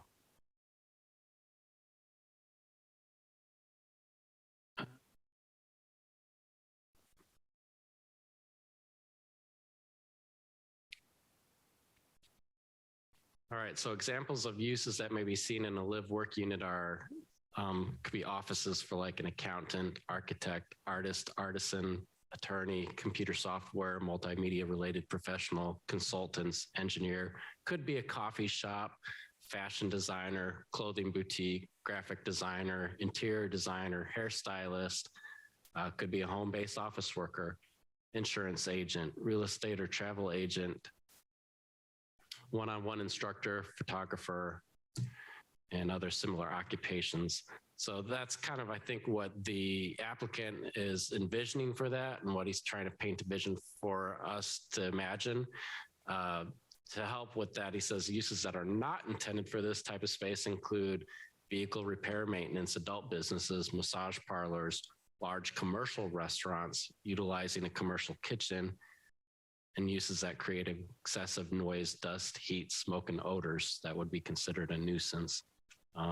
So I know that doesn't necessarily give a full list of what can and cannot go in there, but again, what he's trying to do in the statement of intent is at least share the vision that they have or what could be located in those workspaces. So think of things like offices or small retail, like a boutique, or small restaurant, like a coffee shop. Okay, thank you. Those were all the concerns that I had. Any questions? No. Is there a motion to forward this annexation request to full council? Thank you. Yes, I would like to make a motion for sending to full council ordinances to provide for the annexation of property owned by W. Earl Jones and Nancy L. Jones, located at 30 Tanner Road for both tax map parcels listed. There's three? Yeah. 3 tax map parcels. This is owned by the Owned by the farmers, and I cannot pronounce that last name. I apologize. SQ. Thank you. Okay. You good? Got it? All right. Good. Thank you. My All apologies. right, and I'll second that motion. Any discussion?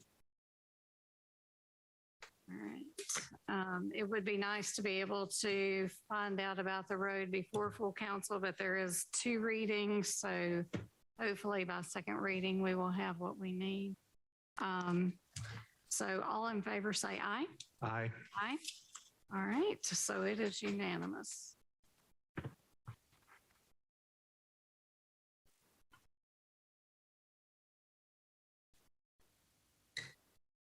All right, thank you, Madam Chair. I'm trying to scroll through all the materials for that last item to get to the next here. Here we found it.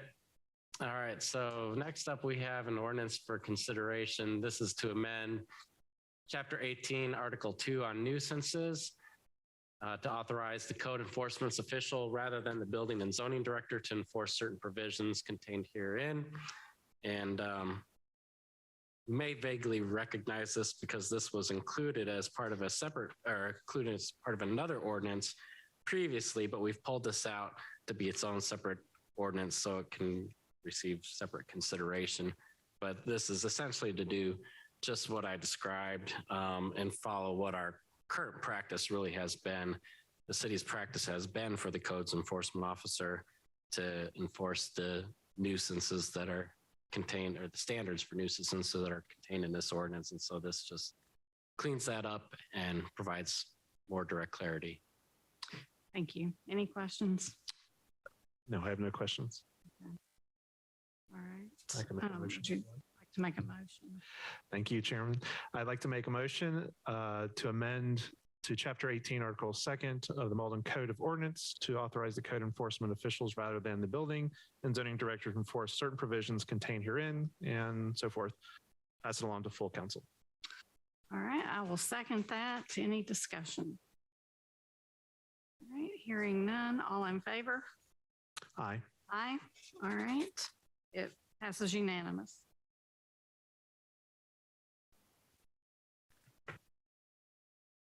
All right, Madam Chair, the next item is also part of the nuisance ordinance.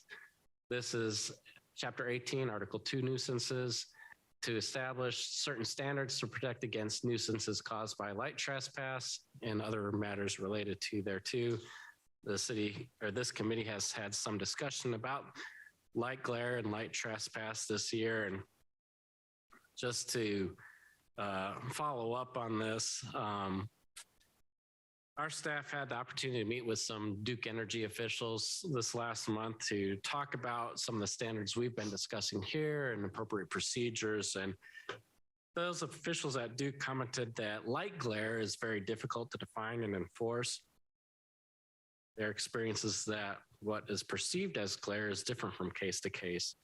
They advise that it's much easier to define, measure, and enforce light trespass as measured in foot candles. And that is the basis for the ordinance that is brought before you tonight. It is primarily dealing with light trespass. The standards that are in this ordinance state that lighting may not illuminate an adjacent residential property in excess of 0.5 foot candles of light, and that would be as measured from the property line of the property where the complaint is received. And additionally, no blinking, flashing, or fluttering lights or other illuminated device that has a changing light intensity, brightness, or colors permitted in any district. There are several exemptions that are included in this ordinance for things such as traffic control signals and devices, street lights, temporary emergency lighting, moving vehicle lights, navigation lights, public sports and recreational facilities, seasonal decorations, and other lighting on City of Mauldin property or as may be required by SCDOT. Thank you, Mr. Deerhorn. Any questions? I do have 1/2 questions, which you're probably not going to be able to answer. This would actually probably be a question for Chief Miller. I noticed that in here, he mentioned the cost of a light meter device and the potential need for additional hire, but my gut tells me that this is very minimal and that probably would never happen. That's my gut as well. I think he was just thinking if it did become something that they received lots of complaints about routinely, that would be what he'd be looking at. But my guess is similar to yours. So with that, I would say that my gut tells me also that this is a much better ordinance than what we had previously when we were considering it. My big thing was a radius. And I think when we're talking about foot candles and where it's going to be pointing, that helps define a radius. Madam Chairwoman, I would make a motion that we pass this ordinance as outlined to full council. And I will second that. Any discussion? Hearing none, all those in favor say aye. Aye. Aye. All right, none opposed. Motion carries. All right, Madam Chair, the next item on the agenda, sure I'm going in the right order here. We're on 6E, right? Yes. Is pertaining to drive-through standards in the Central Redevelopment District. This is something that staff has, it's been asked of staff to include this as a discussion for the committee tonight. I provided you a report that identifies what some other jurisdictions outline as far as drive-through standards in their downtown or city center type areas. You can see that there is, just looking at, mostly upstate communities, there's a mix of some places that do have some standards that regulate how they can be located. Some places, a few places say they are prohibited. And then there are also a handful of places that have no regulation or added regulation, I should say, on drive-throughs in their downtown areas. This is being, I guess, presented for discussion, and if there's any direction that the committee and council would like to provide to staff. I did include in the report some recommended standards that you might consider. At a minimum, you might prohibit drive-through lanes and windows from being located in front of a building in the CRD. This might be a challenge to implement in the city center because there's lots that front both Main Street and the future extension of Jenkins Court. If the city's intent is to make Jenkins Court a pedestrian-oriented environment, the more appropriate standard that may be to prohibit drive-through lanes from being accessed via Jenkins Court, and also to provide or to prohibit drive-through lanes, windows, and order boxes from being located between the front of the building and Jenkins Court. We recognize that there are some buildings in City Center that have some drive-through operations already, including Maverick Station, Tropical Grill, Dairy Queen, and also potentially the future development at the former BB&T location. Another approach the city may consider is to prohibit drive-through facilities in the city center area that's north of either the former BB&T property or the Dairy Queen property. And just a couple of things that you might think about.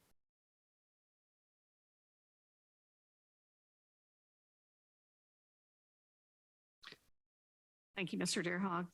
One of the things I will say is some of these cities listed, they have proper historic kind of downtowns that, you know, obviously have been there for a while. And maybe that's why they don't have any restrictions, because there's really no way, unless someone were to occupy a vacant building and decide they want some kind of a drive-through, or maybe there is no way to do it in the first place. I kind of feel like because we are trying to develop our city center, we need to decide if we want drive-throughs so that there are separate places to eat all along the Main Street with drive-throughs that are going to be coming out onto Main Street or to Jenkins Court. That I think is one of my concerns. I do like that maybe we could restrict future development. You know, obviously we've already got Maverick Station, Tropical Grill, Dairy Queen, and future development at BB&T. But what's then going down to the corner where Jenkins is, maybe we can restrict any further drive-throughs from coming there, or pick up windows, or however you want to word it. Mr. Allgood. Ms. Vance, I'd like to ask you on this question here.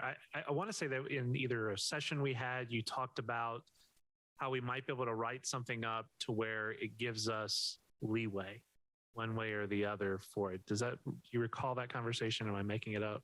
No, maybe we discussed the possibility of making them conditional uses and condition them on hours of operation or buffering or something like that. That might have been a discussion we had. Okay. All right. Was that it? Maybe. I don't know. Yeah. It could be just something that I made up in my head. So I guess my take on it is, you know, I just was traveling to Walhalla on Sunday and got stuck behind the Zaxby drive-through in Clemson unintentionally because it was already onto the road, which I know we used to have that problem with Tropical Grill at one point. So I can understand putting some restrictions on it, but to your point, we have one side and then we'll have Jenkins. So where is it going to be? Based on your research, David, did you get any particular insight from any of these other communities in terms of why they do what they do? To answer that directly, no, I don't know that I gained any insight behind why one community did one thing versus another. You know, I will tell you, in my opinion, if you're trying to create a pedestrian environment, drive-throughs have no place. This is a tricky area because I think you are trying to create a pedestrian environment, at least on the one hand, internal oriented to Jenkins Court. But then on the edge of it, you've got a highway going along, which has largely been developed as highway commercial, which is very normal to see drive-throughs oriented to that. Makes it tricky, but I do think that if the council were to consider some standards here, the ones that make sense to me is restricting drive-through access from Jenkins Court, so you have the best opportunity you can to make that into a pedestrian environment, and focus, if you're going to allow drive-throughs, that to be more access off of Main Street.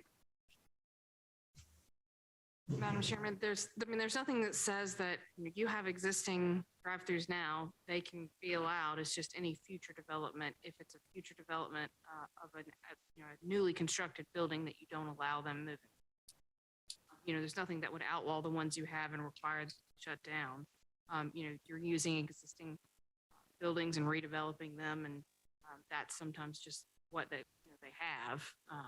But as you move forward, you may want to consider for any new construction and any new buildings that come in that they either not have them or have some sort of design standards to the drive-throughs that don't take away from the pedestrian friendly aspect of it.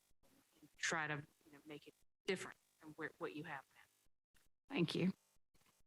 I think that there's plenty of other places across 276 and also further down on 276 past the CRD, which could have drive-throughs. We're not restricting that at all. So I just think maybe for the Central Redevelopment District, we need to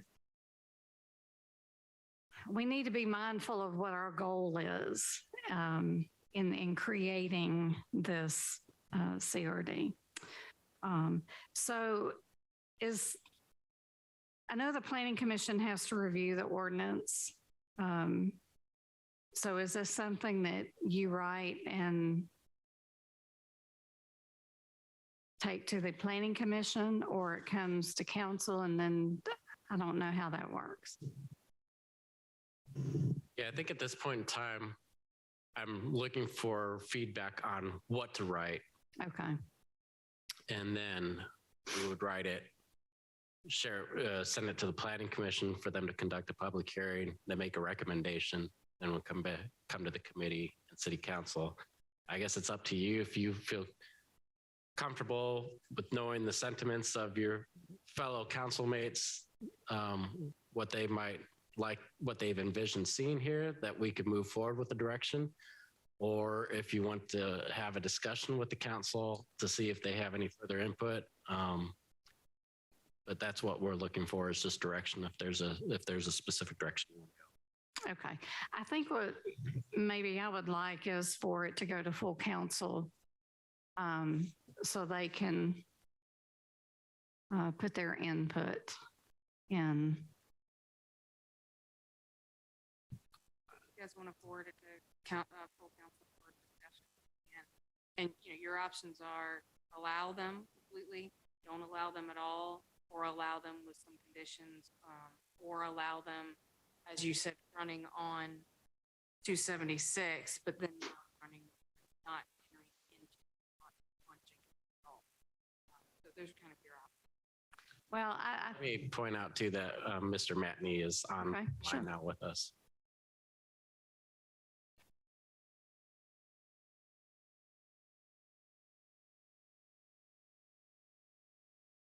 Does Mr. Matney have anything to say? Apologies for my lateness, Madam Chair. I was in a work event that unfortunately was previously scheduled and took precedence over my attendance today, but I am here now. Thank you, Mr. Matney. Do you have anything to add? Yeah, I think that this is a significant issue that we have a council, at least from the sentiment that I have heard informally, that they all would like to have input. So at the the appropriate time, I would move to forward it to full council for input. Thank you, sir. I'll take that as your motion. Okay. We hear a second. Second. All right. Any discussion? One last point that I would make, David. I know we're talking about the district, but what Greenville, the city of Greenville did in terms of ensuring pedestrian crossings, I think could be universal outside of the district. Thank you. I liked that too. Okay, all in favor of sending this to full council for their input, say aye. Aye. Aye. Aye. All right, motion carries 3-0. All right, and next we have the EVC stations. All right, thank you, Madam Chair.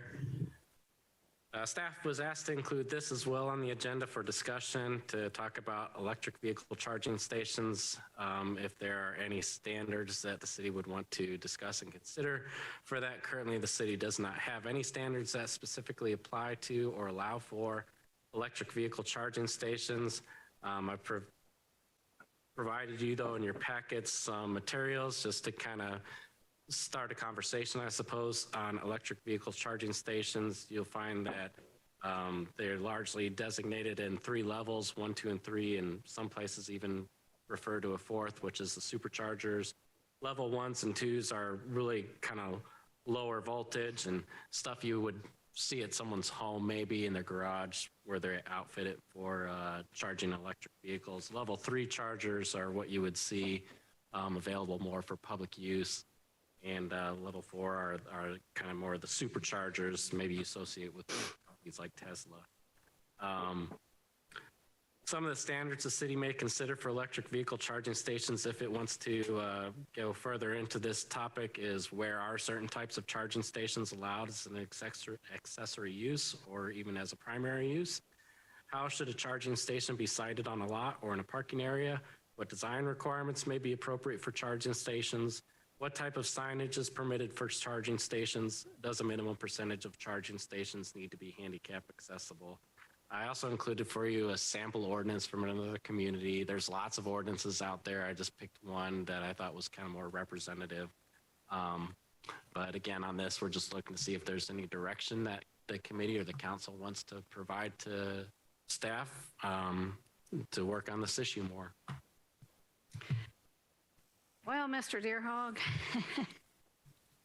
I think this is a really big subject, and especially as I was reading through this packet, I became a little overwhelmed with all of my questions. I think that it's something that full council needs to think about and talk about. I don't know if we need some sort of a workshop to hash out everything that we may want in an ordinance. I need direction on that.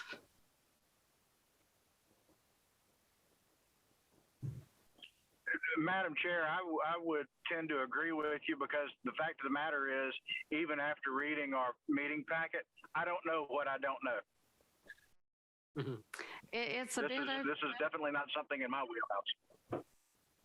But you know, there is going to come a time when we need these, and so it's, I think, time to start thinking about our ordinance for this, for when the time comes that people want to bring their electric cars and charge them here. Ms. Vance, do you have any? We haven't had any requests to install one yet that I know of. We had a company come to us, and I think that's where we are going to maybe get some requests, people who are trying to make money off of it. A number of other municipalities have partnered with their electric provider and put them places. But then there are also communities that require them in parking garages or large residential requirements that there be 1 or 2 or that something, or in different newer shopping centers and things like that. So I think it is a big topic.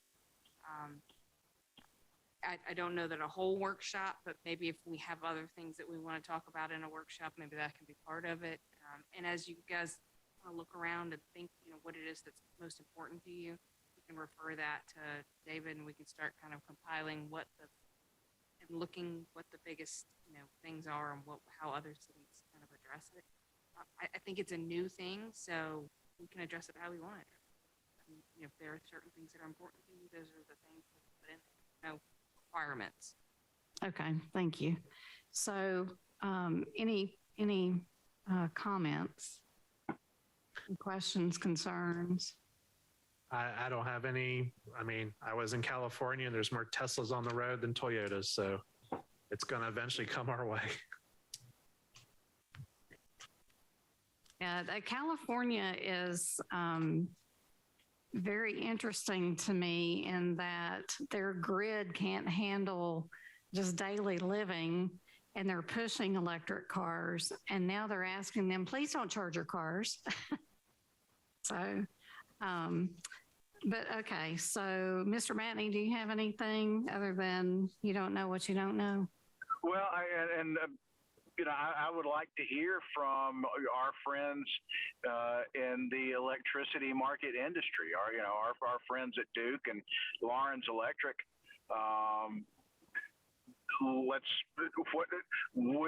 Does our current grid have the capability to sustain something like this? I know that this is not a decision that we're making right now, and it's not even a decision that we're making tomorrow. We're trying to gather information and become as knowledgeable as we can on a subject that we're not intensely familiar with. So yeah, if we're going to put some sort of workshop together, I think that it benefits us to have subject matter experts that can provide us with the information, so that those things, the don't know, we don't know what we don't know, we come out of that meeting knowing. Do we need a motion to send it to a workshop? Or we just send it to a workshop? I think we need a motion. All right. I'd like to make a motion that we do a workshop regarding electric vehicle stations. Second. Okay, any discussion? Hearing none, all in favor of sending this to a full council workshop, say aye. Aye. Aye. All right, it passes unanimously. Madam Chairman, we will contact our electric providers, and they may have sample ordinances or suggested ordinance from around the country from the power groups that they're involved in, so that we'll do it there. Okay, great, thank you.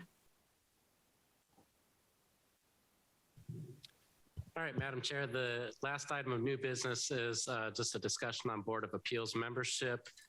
Currently, there are 7 seats that make up the Board of Appeals. And there's a typo in my report, but it should say there are currently only 3 active members serving on the Board of Appeals. And, that includes one who has filed an application to be considered for appointment to the Planning Commission. So we are exponentially getting a more dire need for more people appointed to the Board of Appeals. And I recognize that perhaps the lack of interest therein is just because they don't meet very often and are only meet as needed, which lately has not been much. The state law does allow the city to seat this board with anywhere between 3 and 9 members. And so wanted to just see if this was anything that the city council and committee was interested in, is adjusting the number of appointees on the Board of Appeals. Or if you say, no, we're fine with 7, that's fine too. We'll just continue to see if we can seek applicants to fill all the seats that are open on that board. Thank you. I wouldn't have a problem with 5, but I think 3 is just too few. Anyone else? Yeah, I would assume you've had this problem long-term, correct? As you nod, yes. I think his next question will be, do you have any suggestions?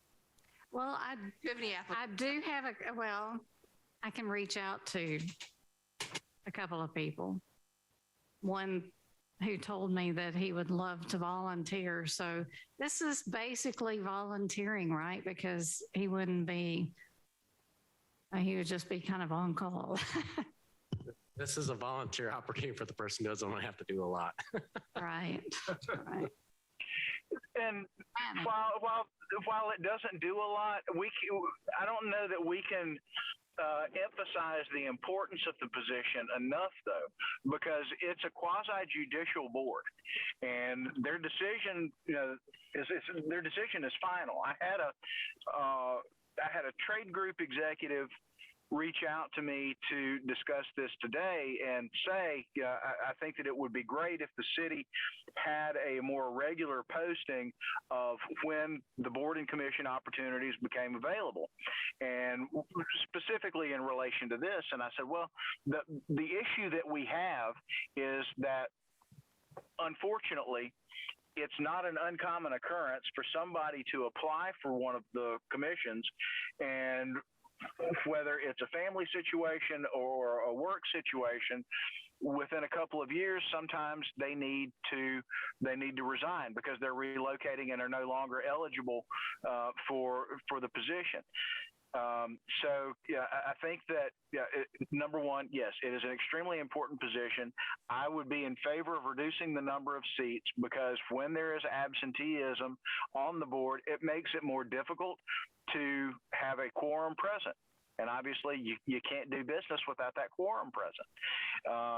We have worked very hard over the past couple of years on both BZA and Planning Commission to put guidelines in place so that we're reaching people with professional skill sets that go beyond we want to volunteer, that they understand the importance of this as it relates to the city, the future of the city, and the growth of the city, and how things can look based on their decisions. So, I agree with the chair in that 3 may be too few, 5 might be the right number, but 7, I think we've just seen is too difficult to maintain a constant,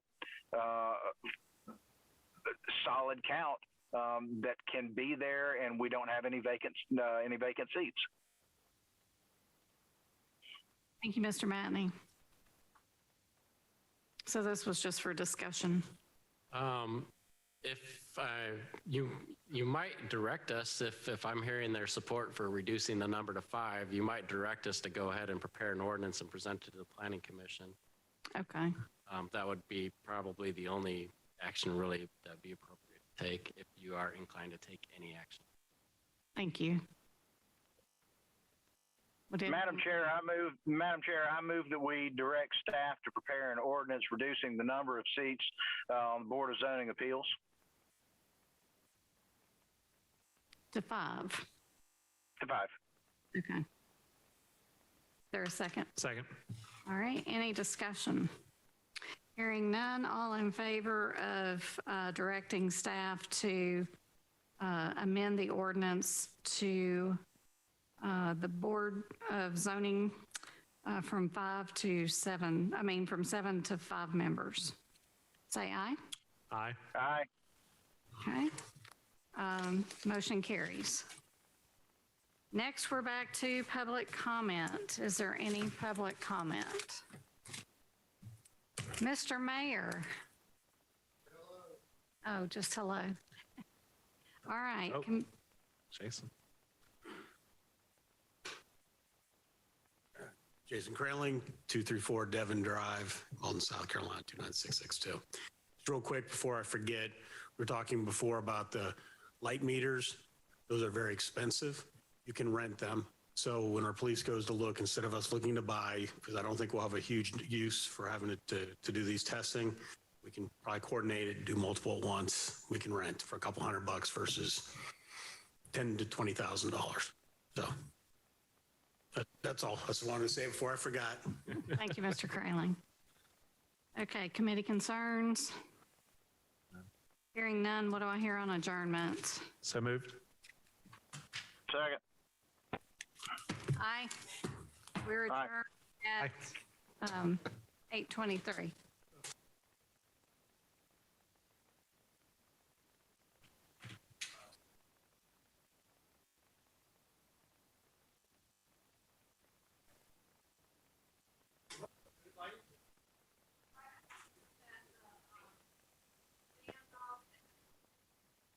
I think I'm the only one who knows this. I'm sorry.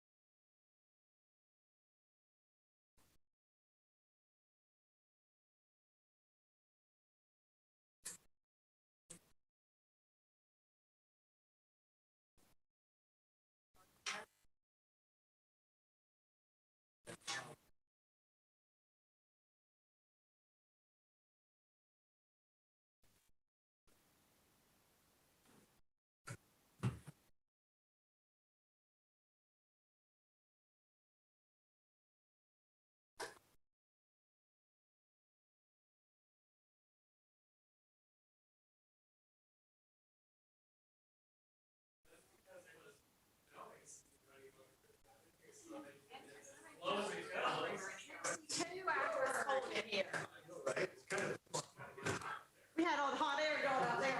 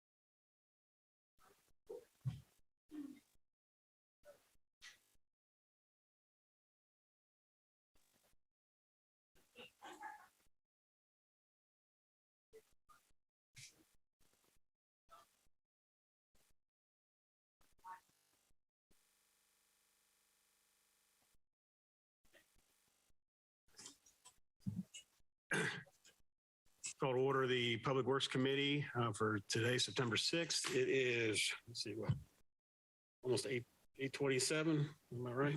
Correct. All righty. I have with me today Mr. Reynolds and Mrs. King.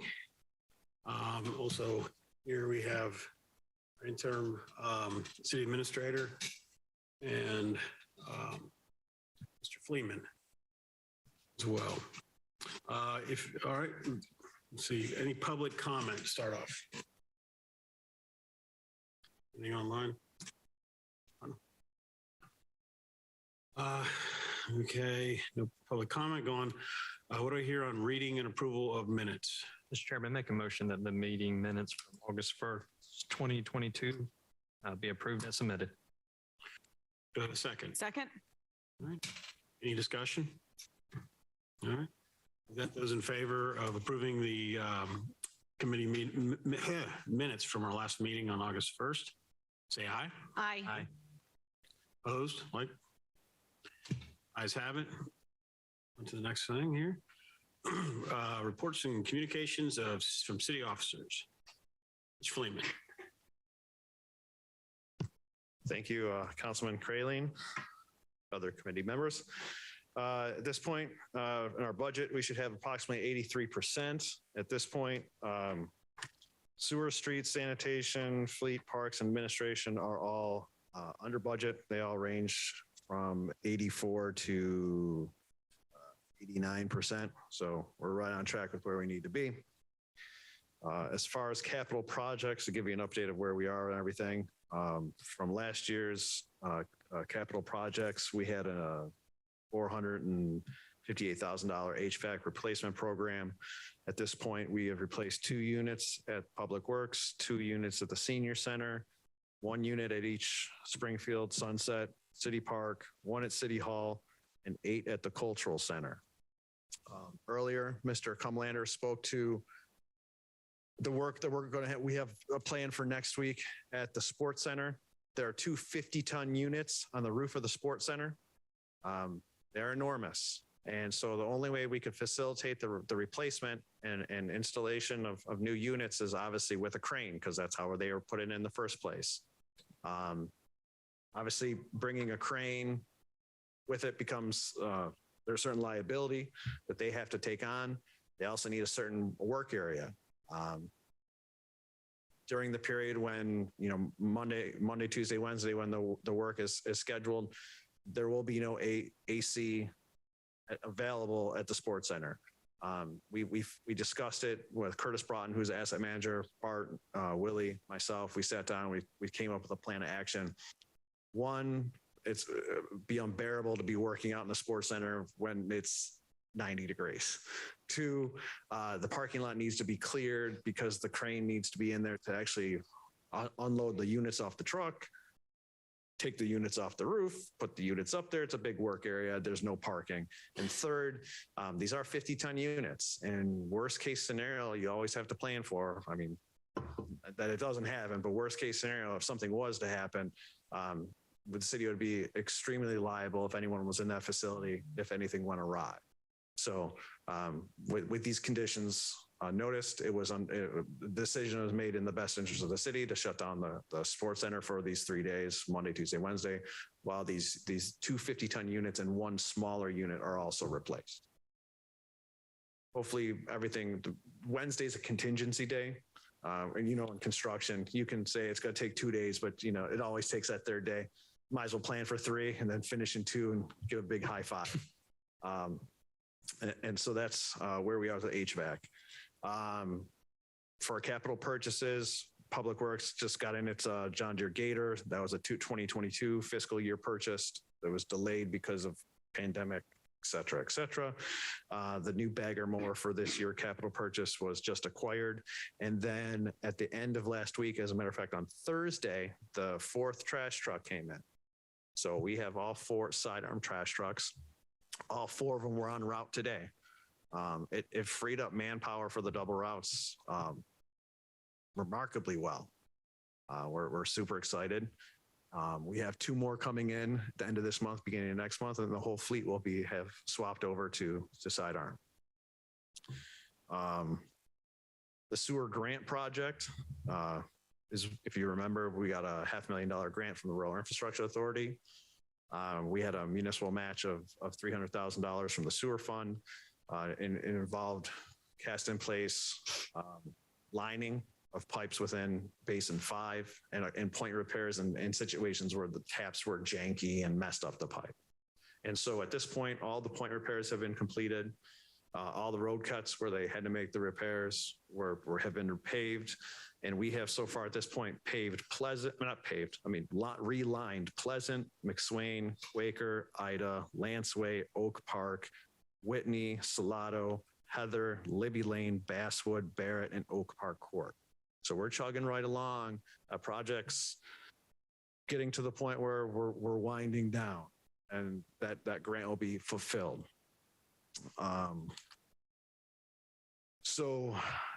We had task order 1 for KCI to do stormwater, where we looked at, we identified areas of concern within the city.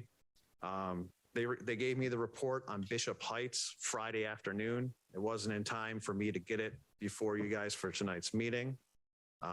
Executive summary version. We mapped the whole community or neighborhood.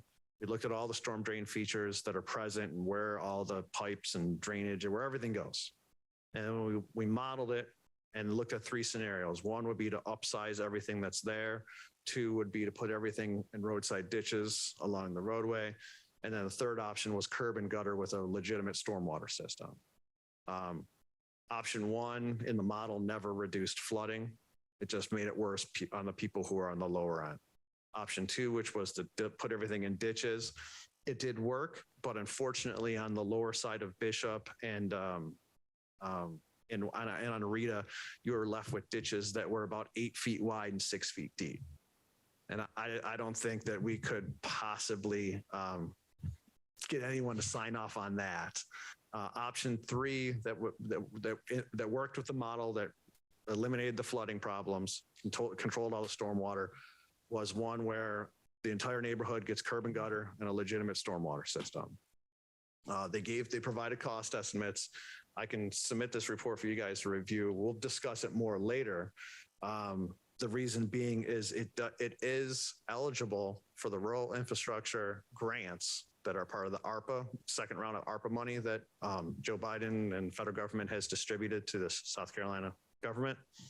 We're looking to submit that particular project. The estimate's about $1.9 million. We're looking to submit that next week. And if all goes as well, the government RIA grant will cover that project, and we'll have knocked a very big stormwater project off the list of things to do. There's some more stuff about KCI, and we'll get to that when we deal with the action item. Update on the asset management software. As you know, that we're implementing enterprise asset management software. It allows us to actually keep legitimate records. We can track work on assets, our fleet, our manholes, our mains, the road data that we worked on 2 years ago.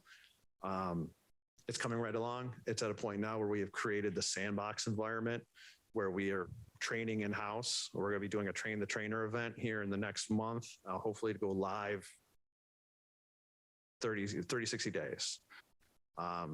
Unfortunately, we came to a problem with our third-party contractor for our GIS services. There was a lot of discrepancy in the work that they submitted at the end of 2021 from what we had on record from 2015, 2016. They renumbered manholes. They eliminated sections of sewer. I don't know if it was spiteful, vengeful, or whatever, or negligence. But either way, it was so unacceptable that we're no longer working with them. And I've diligently spent the last 2 months learning GIS, and I now do all the work in-house. So GIS has been fixed, and it is fully implemented in the EAM. And moving forward, it's just another, I guess, hat I can wear for the city, and things that I can do to assist business and development.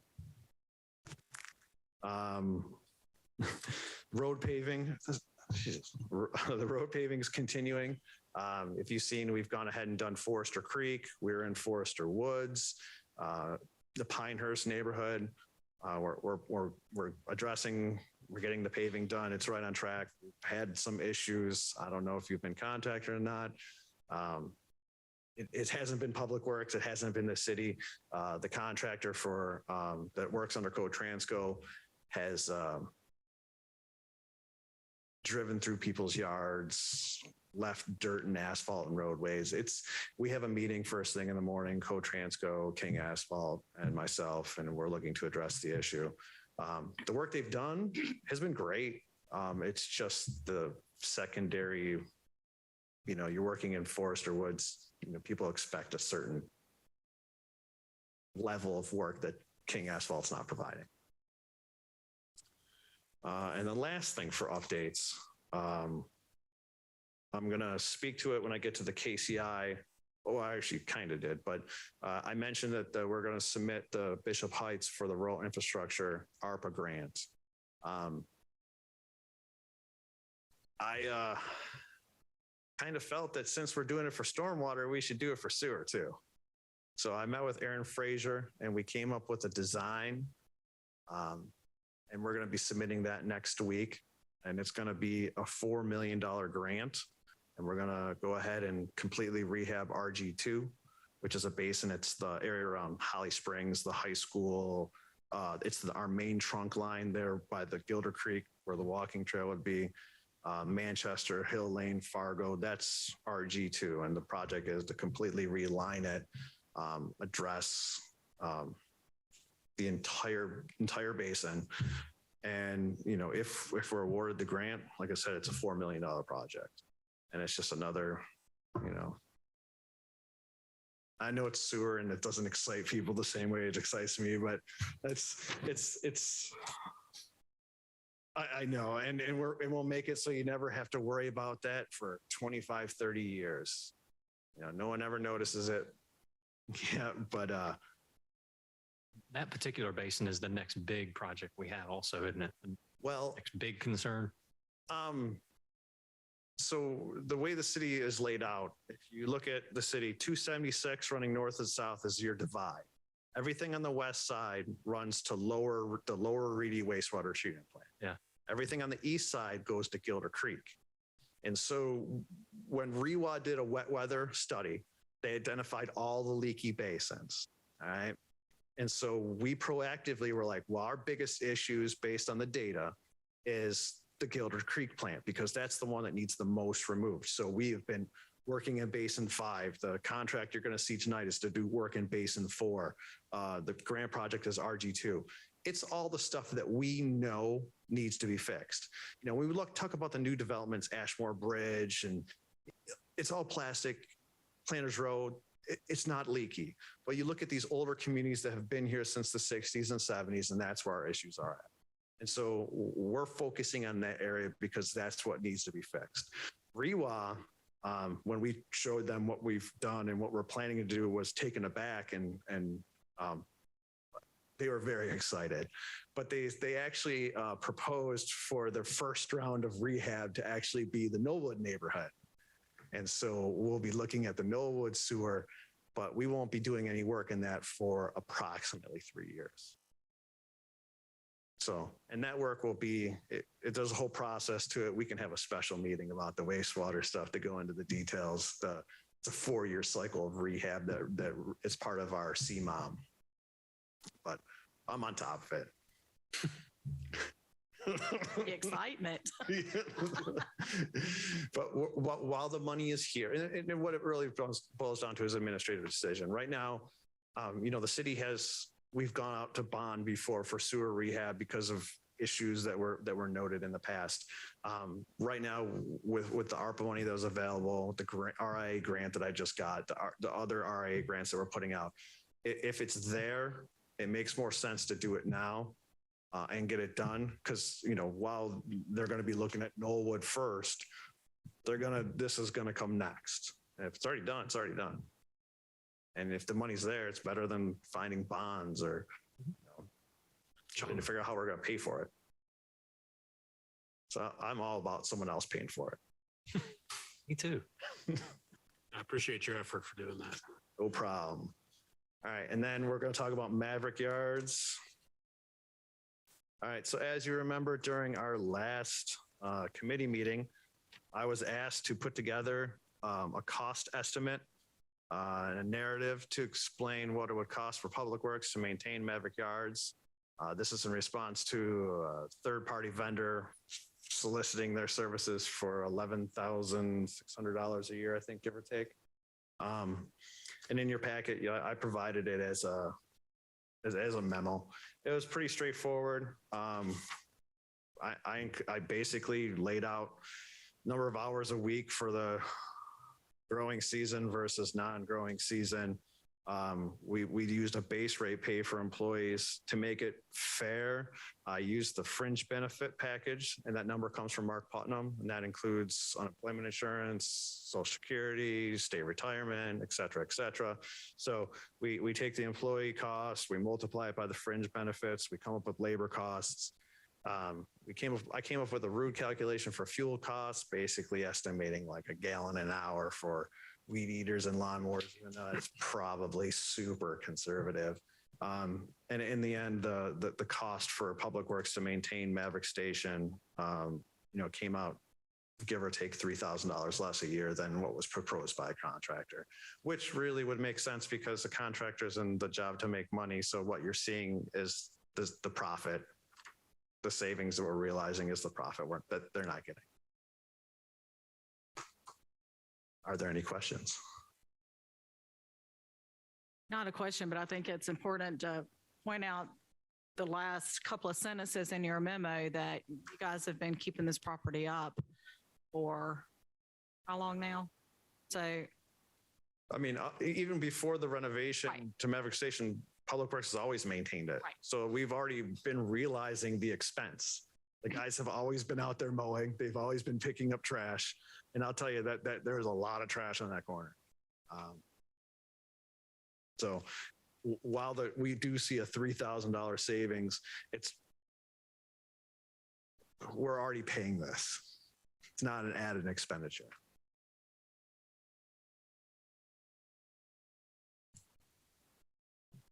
Would you like to move on?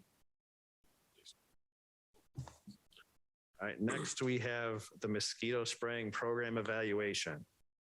So during our last couple Public Works Committee meetings, we've talked about the mosquito spraying program. Some people are for it, some people are adamantly against it. It's either love it or hate it.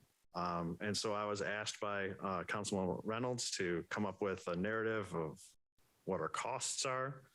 And I presented in the same memo form as the Maverick Yards. We went ahead and we identified the frequency at which staff members do the task, the number of hours they're employed, the overtime rate. We still use the same fringe benefit numbers available to Mr. Putnam. Okay. We came up with a total labor cost and a fuel cost and a chemical cost, and total cost to the city the whole program is less than $20,000.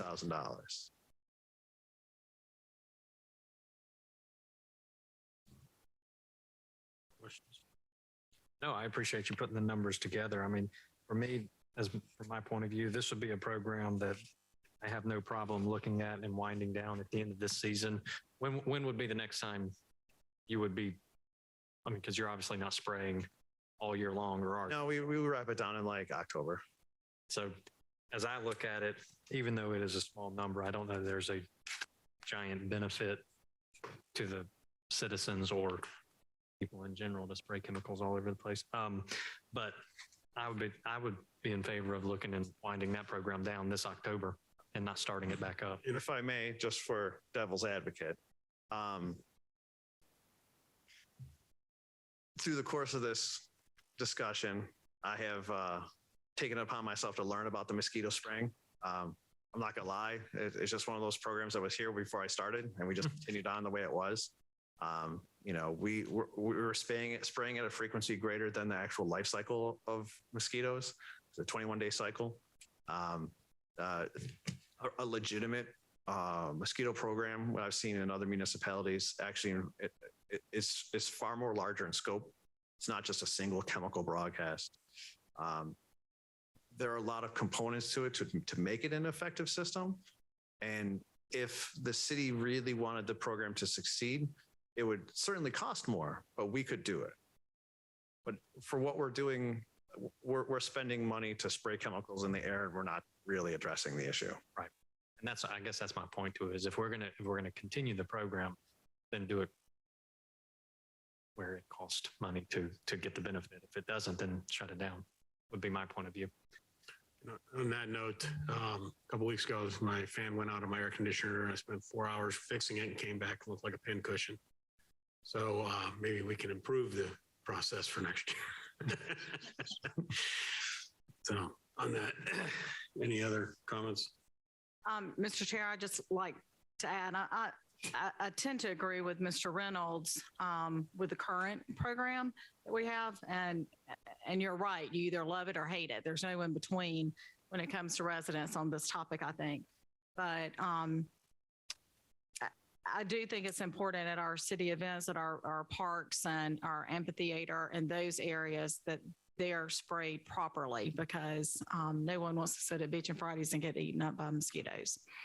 So just my take on it. But if we're going to do it, it needs to be done correctly so it is effective.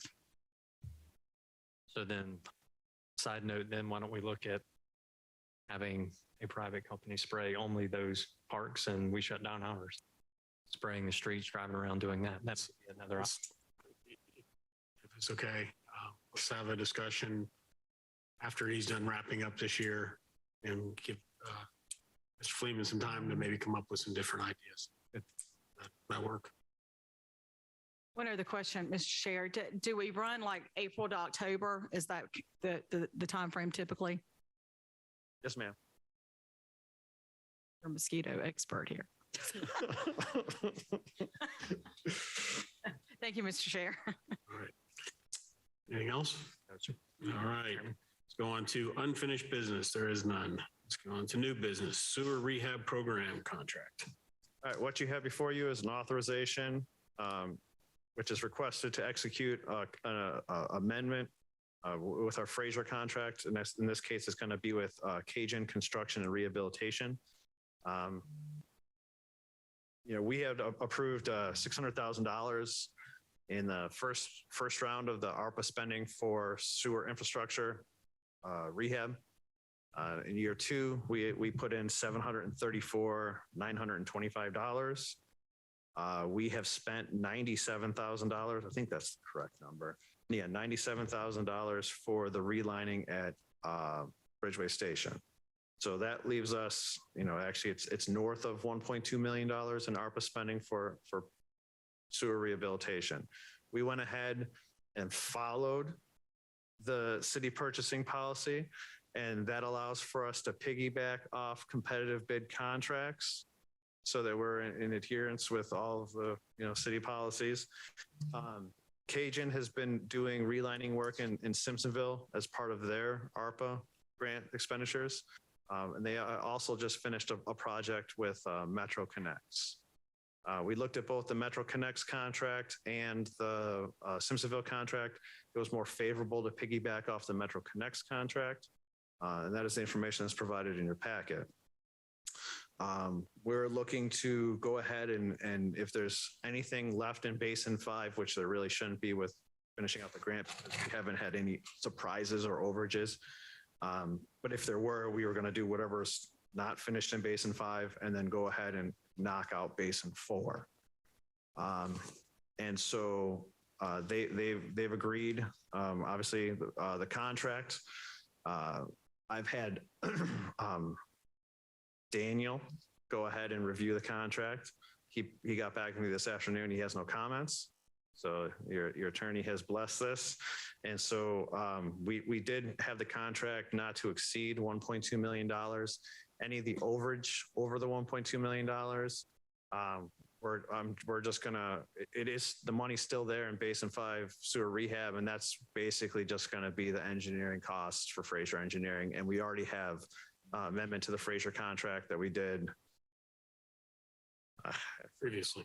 Yeah, previously, I can't remember the month off the top of my head, in which we actually identified the ARPA expenditures and the engineering costs associated with it. So when you look at the numbers and be like, well, that's actually more than $1.2 million, I do know that. It's just, those are engineering costs. So I ask that you approve this request and send it to the council for approval and signature. For a cost not to exceed $1.2 million. Right here. Mr. Chairman, I'd like to go ahead and make a motion to send to forward to full council with a recommendation of approval, the contract between the city of Mauldin and Cajun Construction and Rehabilitation for our sewer rehabilitation program. Not to exceed $1.2 million, even though it's in the contract already. Second. I have a second. Any discussion? All right, all those in favor say aye. Aye. Aye. All right, and the motion to move to send to full council. All right, let's see here. Next, missed garbage can fees. Yes, during our last committee meeting, you asked me to look into an amendment to our solid waste ordinance to include a fee for servicing trash cans that were placed outside of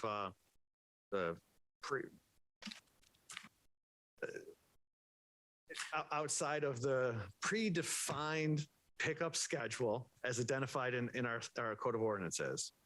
I've gone in there and provided all the background. I point out in the analysis and staff findings that in the solid waste ordinance, ordinance, it already does provide, I guess, a route for you to do it without amending the solid waste ordinance. It does identify that any person who fails to comply with it shall be punished and provided by section 1.6, which allows us to call it a misdemeanor and fine them up to $500. So basically the solid waste ordinance as it's written allows council just to set a fee. That's what, if that's the pleasure of council. We could do that now. We could do it in council meeting. We could do it in January when we do the fee schedule. If that was something that you guys wanted to do, it would be just, you don't have to amend the ordinance. For background on this is a fee for somebody misses taking the trash out and they call us up. There's a charge, basically what we're looking at. Right. Big picture though, everyone will have to photograph every can that's not out. Then we'll have to deal with the staff time arguing with the resident because no matter what proof I provide, I'm always wrong. And then in addition to that, we would have to work with Holly and BDS because Public Works cannot collect monies so that the fee could be, put into the computer system, that they could accept the cash. And when you start adding up the staff time, I think I put in there that the actual cost of Public Works to retrieve a missed can was $11. So just the staff time to do everything up to accepting the money is costs the city more than $11.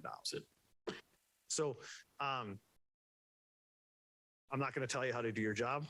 I'm just saying Public Works is making no recommendation at this time. On this, and I had a quick discussion with Ms. Vance here, to put this out on the Mauldin, to put this out so we can put it on the Facebook and ask for people's opinions, go out there and ask for them. We know that'll probably go. However, people will now start talking about how they may be getting charged. They do a call back and we'll see what comes of that. Hopefully a lot of people will realize, hey, maybe I should get my trash out on time. I'll make sure I have your phone number correctly. Oh, absolutely. Calls I get. Absolutely. I have it forwarded to you. How many calls do we actually, just approximately per week? I would say there's probably 6 or 7 every day.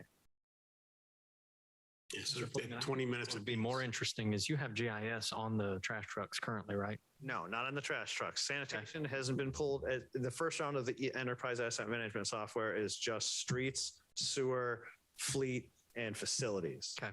So it's been a hard sell to get the city to, since the first day I walked in here, I've been trying to sell enterprise asset management to get record keeping where it needs to be. It's been an uphill battle. I couldn't get all of the components of Public Works through. So in order to get where I am right now, I settled with streets, sewer, building maintenance, and fleet. Well, no, and I think, but having the system in place is something we can build upon in the future anyway, right? Absolutely. They sell software that can fit into the trash trucks that they can scan the can. They can, every single stop, record it, can dumped. That's certainly something as we move forward that we can easily implement with an upfront capital expenditure. There's that. You can do the route. If it's like a trolley system where shows you where the trash truck is. Well, we have GPS in all our vehicles now. I'm not integrating that in yet, but at any point I can pull up my phone and tell you where every one of our trucks are, what they're doing. Yeah. And we have that for police cars and everything else in the city.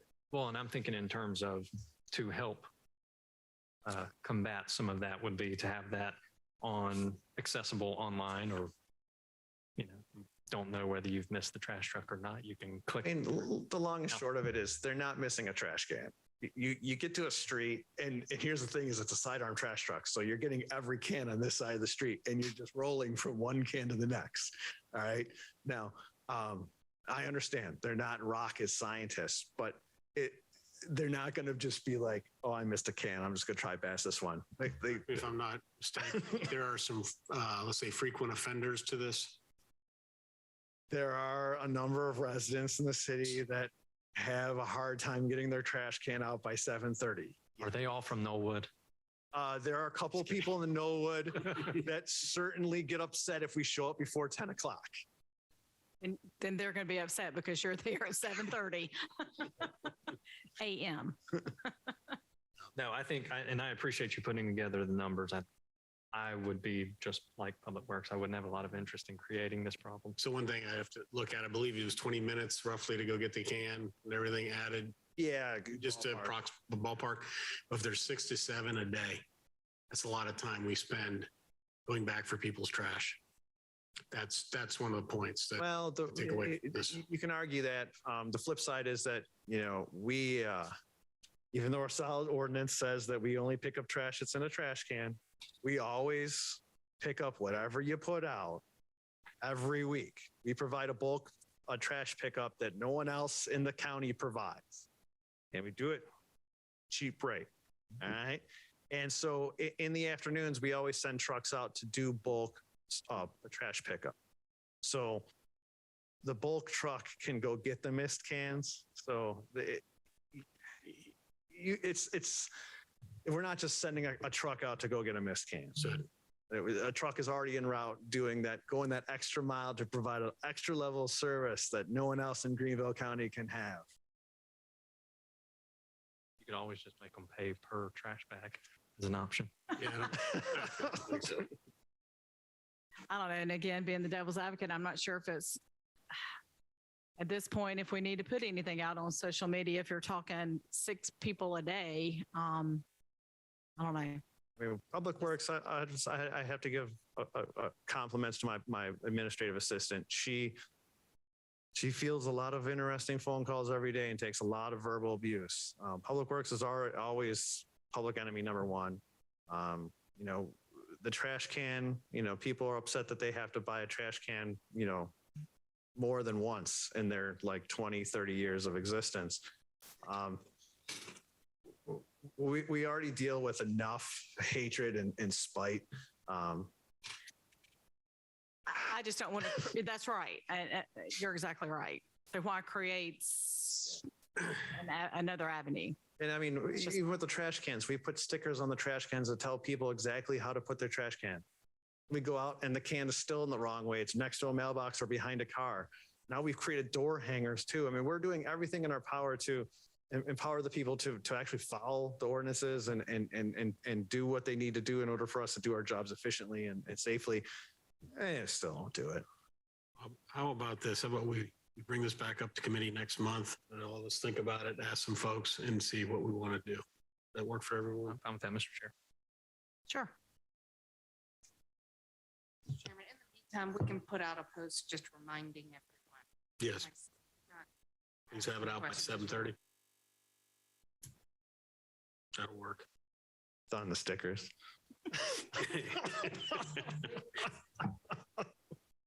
If I don't have my glasses on, I may not be able to read the sticker. So it's like this, man. All right. All right. So the next is trash truck purchase. So as part of the capital purchases for this year, the previous city administrator, for some reason, identified that we would purchase 2 leaf trucks and 2 knuckle booms, contrary to the recommendation of Public Works.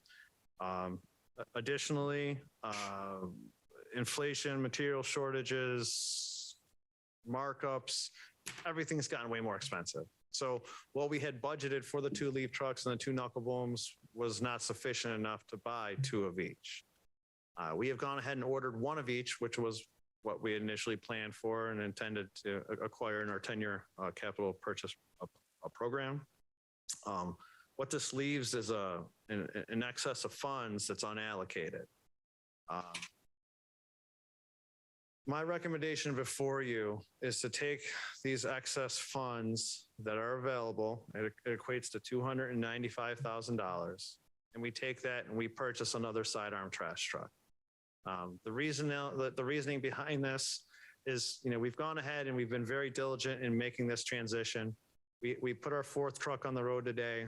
The recycle is going to be about a month and a half away from making its transition as well. And puts us, I mean, the guys love it. You guys gave Public Works new trucks. These guys are pumped. You know, if you've seen the junk that we've been driving for years, I mean, it's awesome. These things are Cadillacs. All right. We've changed over our fleet, but it's the same size of fleet that we were running 5 years ago. You know, just in the last 3 years, we've got what, an extra 1,000 homes people are living in now. We've got 3,000 homes under construction. We have a lot of growth, and we've absorbed the extra houses into the routes. We've become more efficient. We've become better at what we do. But there's a point where your efficiency can only go so far, and we're going to have the need for an extra truck sooner rather than later. These new developments just keep putting houses. And additionally, while we do have all the trucks as sidearms, when we got to do oil changes, we got to do routine maintenance, we got to take it off the road, there is no side loader to put in its place. We're just throwing guys back on the trash truck again. And the whole point of this exercise was to eliminate the riders. So this is my proposal. Like I said, this is just my proposal. This is my ask. It's not going to hurt my feelings if you're like, no, just keep the money. We got a trail we got to pave. I'm fine. All right. This is just my recommendation that we take these extra funds and we buy that spare trash truck, because it will allow us to have a spare at any point whenever one of our trucks goes down. And then when we get to the point, which is going to be sooner rather than later, that we need to put that extra truck on the road, rather than me sitting here begging you guys to find money that might not be available, we could have it on lot and it could be there. And then that truck can seamlessly go right into service and carry us to the next point at which we have to make these capital expenditures to add on to our fleet. If you have, sorry, Mr. Chairman. If you had a truck available, an extra truck right now, could you use it to speed up the collection in the morning to give more time for, say, leaves when they come in the fall? No, the way the staffing is that we have separate drivers for leaf trucks, knuckle booms, trash trucks, and recycle trucks. So, typically the knuckle boom drivers transition to leaf truck drivers as the season changes. You could put it on the road. I wouldn't recommend it. I think it works better right now as that spare backup for because these trucks need maintenance. It's not like a 10-minute oil change. These are expensive machines. So when they go in for service, they're in for like 2-3 days. And additionally, like I said, we're adding houses at a clip that is hard to reckon with, and we haven't adequately prepared for. Thank you, Mr. Chairman. I think from you're a numbers guy and you like putting stuff together. So I think I would trust that as you're looking at it, you're saying we're pretty close to capacity with what we have. So even though we've become more efficient with the same amount of trucks, that capacity has increased over the last 5 years, to your point, and will continue to do so. And I will always be in favor of being prepared for capacity or not getting to capacity before you respond to it.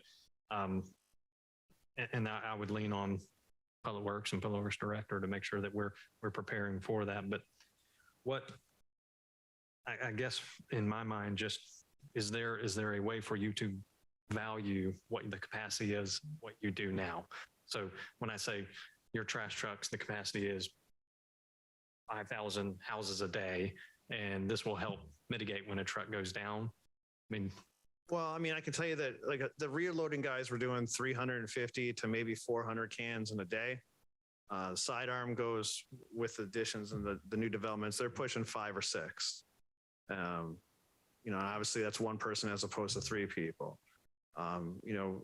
Realistically in an 8-hour shift, if you're the greatest sidearm trash truck driver, you can dump 1,200 to 1,400 cans in a day. I don't have the greatest sidearm trash truck drivers. They're not, they're not expert level yet. These guys are good. I can tell you that today we did double route sanitation and we had 4 sidearm trash trucks. All right. We had to typically when we do double routes after a holiday, it's every truck in our fleet is going out.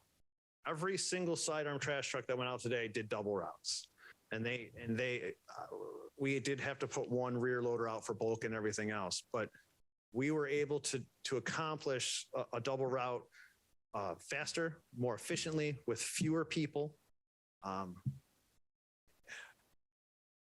I cannot give enough praise to my sanitation supervisor. He's leading a crew down there that's accomplishing great things. Will this number cover? Yes. With plenty left over to stay in your capital budget. Mr. Chairman, Yes. might have asked a question. Matt, how long will it take you to get this trash truck? So I'm looking to purchase the exact same truck that we got in last week, and they have that truck already available. And so we could see it with all the PDIs and everything just probably before the end of the year. So we're looking at like, if we do the purchase order, that takes a couple weeks. These trucks are manufactured in Canada. For some reason, in Canada, they drive these things on the left-hand side. And so whenever we order them, they actually have to make them right-hand drive. So that usually adds about 60 days. But to the same point, the longer you wait, the more likely costs are going to go up and et cetera, et cetera. Sorry. Mr. Chair. Yes. Which leads me to my question. Approximately, because for some reason I recall that they was it around 165, 195 for? That's a typical rear loader. Side loader is about 250, 275. Okay. All right. I'll have a little bit left over. Yeah. Yeah, I'm good. Yeah, I'm good. Thank you. Question, Ms. Vance. Is there any places in the budget that this would be needed? I mean, as far as it may take precedent over this, any concerns you have somewhere else? I just want to make sure if we decide to do this, that it's the only condition is that I know that this was in that second round ARPA spending. Okay. So it's already for ARPA. You need to use it for vehicles, correct? Yeah. Okay. That actually answers my question. Yeah, I think you guys have already kind of outlined what you wanted to spend your ARPA funds on. Yeah, so the trash truck meets the same as the leaf knuckleball. Yeah. Side note, you're doing about 50 houses a month? About 50 a month. Yeah. So Doesn't take long to need a truck. Okay. Any other questions? Motion? Mr. Chair, I'd like to make the motion to forward to full council the request to approve the purchase of a new sidearm trash truck. For the mayor's sake, we'll put in there not to exceed $295,000. I have a motion. Mr. Chairman, I'd like to second that. I have a second. Any discussion? All right. None? All right on that. All those in favor? Aye. Aye. Aye. Like sign. Proposed. Ayes have it. With moves to full committee. All right. Last item. What you have before you is an authorization. We're requesting that you approve task order number 2 with KCI. If you remember, KCI they went through the process. They became our on-call stormwater engineer. They've been working on different projects. We're going out later this week to map the area behind Harrison's to start the plan for the design out there. We've looked at Springfield Park and we looked at Bishop Heights. They've finished the design for Bishop Heights. We're going to go ahead and submit the grant application. KCI pointed out to me that they technically in our contract, in our task order 1, we never put in language allowing them to do grant work for us. So in task order 2, task order 2 is basically housekeeping. What you're going to see is we're asking them to do our grant application. That's allowing us to submit Bishop Heights for the RIA ARPA grant. All right.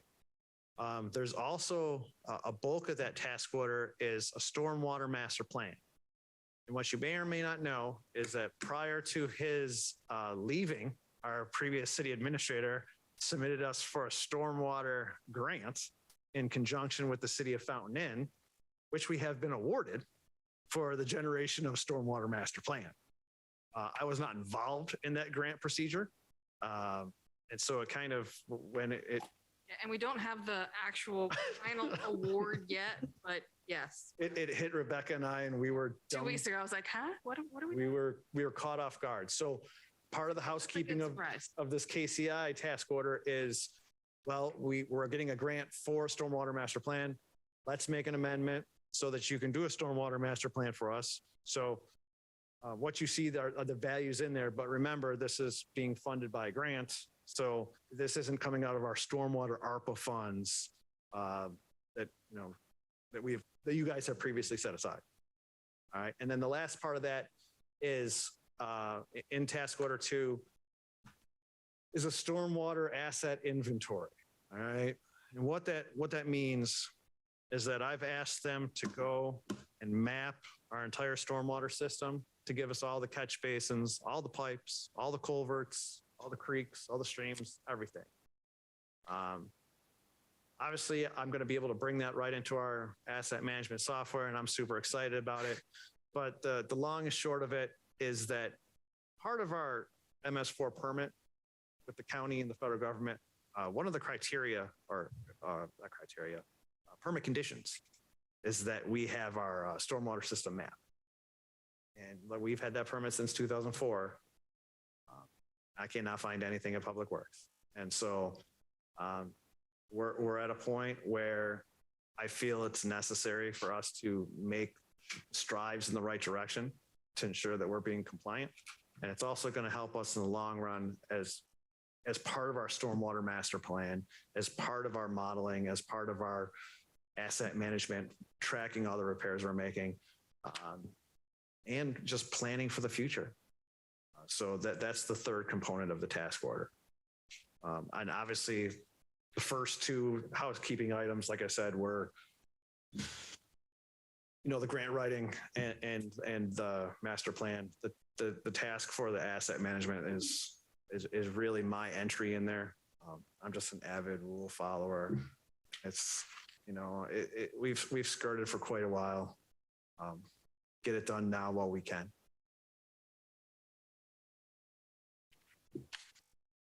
Questions? This note, I think having the master plan, something that we need, regardless of the grant owner, we need to have the master plan to see the whole division of the city and the water. And I'll be honest, potentially see some problems that we may not see without it, right? So I'm very happy with that, with this, especially when we're not paying for it.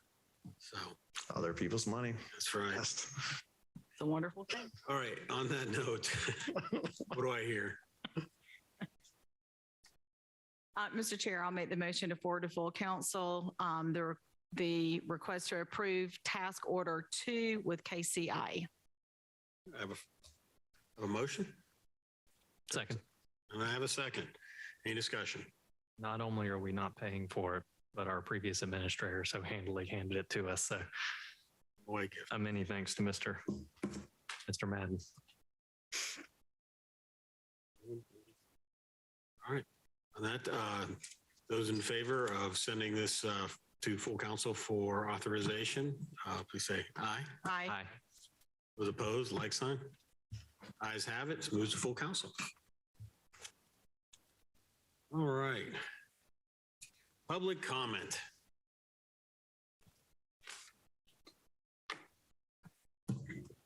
Thank you, Mr. Chair. Diane Kuzner, 503 Knollwood Drive in Mauldin. There have been several resident complaints regarding broken trash cans. Some are saying the trucks are breaking their cans. Some are just saying that they inherited the can when they moved into their home and it was broken and they, I guess, duct taped it back together and the bottom's fallen out of it. They don't agree that they have to pay for a new can. Just wondering if something could come to the next committee about what we can do. Maybe, first can we won't make you buy, but if it happens again and it's your fault for not maintaining it, and then they would have to pay for a new can. just a thought, but I told several people I would bring it up to the committee tonight regarding their broken cans and their displeasure of having to purchase a new one. Thank you. Anyone else? Want to comment? Anyone online?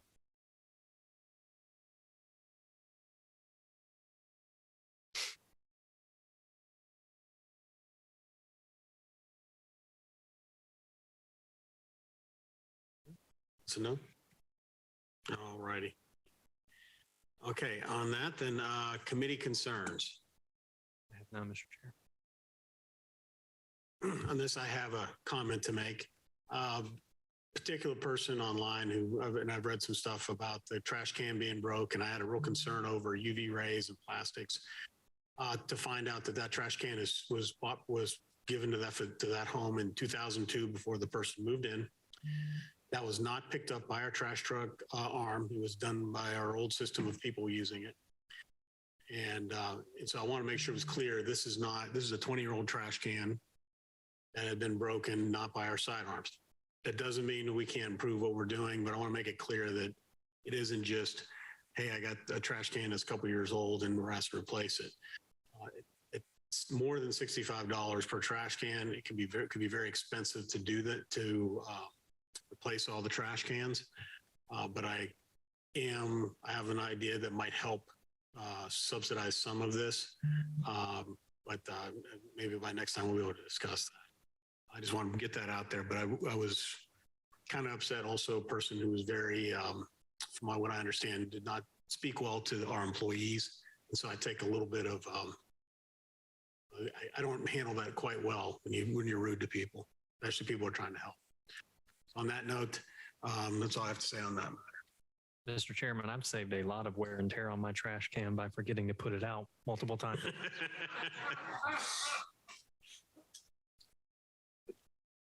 All right. That's all I have. That's awesome. All right. Anything else? Okay. All righty. Very good. What do I hear on adjournment? So moved. Second. All those in favor say aye. Aye. Aye. We are adjourned.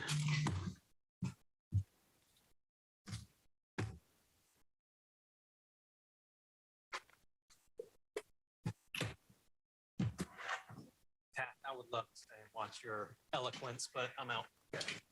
Oh.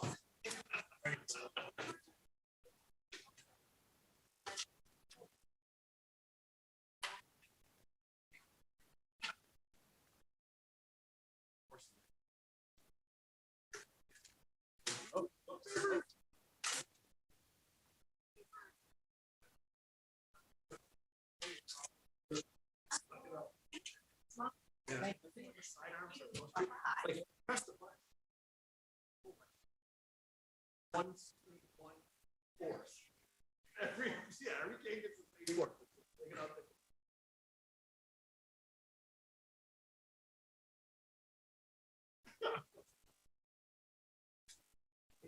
Oh, leave me hanging.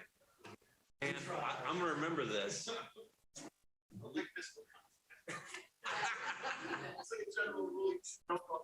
Okay.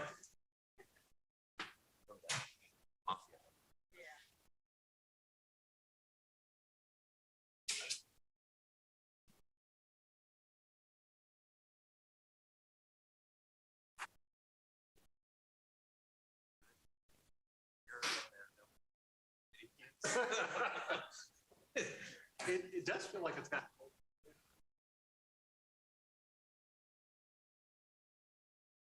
All right, I'm going to go ahead and call EPD to order. It is 9:22 p.m. I'm your cruise director. Everybody's here who needs to be here on September 6th.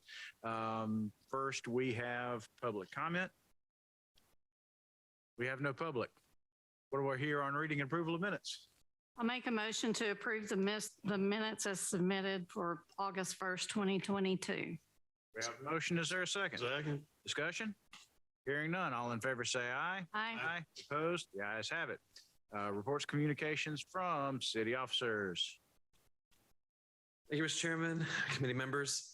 Happy to talk about the budget review, but I have many other things I can talk about. Let's talk about budget first, since it's on the agenda. So the community development budget, overall budget is at 91%. The ideal remaining budget is 83%. So we're being good stewards on that side. For the cultural affairs program, the overall budget is 76%, when 83 being the ideal. This is due to higher than expected costs for the In the Heights production at the theater company, but good news to share about that side regarding revenue.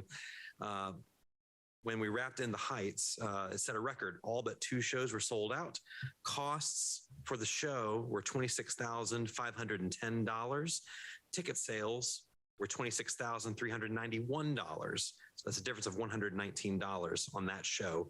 Got some minor adjustments that are going to be coming in for a little onesie twosie costs that come out of that one. But all in all, a break even on that production. So that number that you have for In the Heights is going to be a little squirrely from that side of it. That does not include any sponsorship sales, ads in the playbill, et cetera, et cetera. That's just a purely revenue-driven number on that side. Other reports, we have a new employee who's our cultural affairs manager, Christine Faust. I will bring her to the next city council meeting so you can meet her. Of course, you can always stop at the cultural center and meet her yourself on that side. Events coming up. The Suey Barbecue Festival and Competition will be on September the 16th and 17th. As of today, we have 25 competitors that are registered.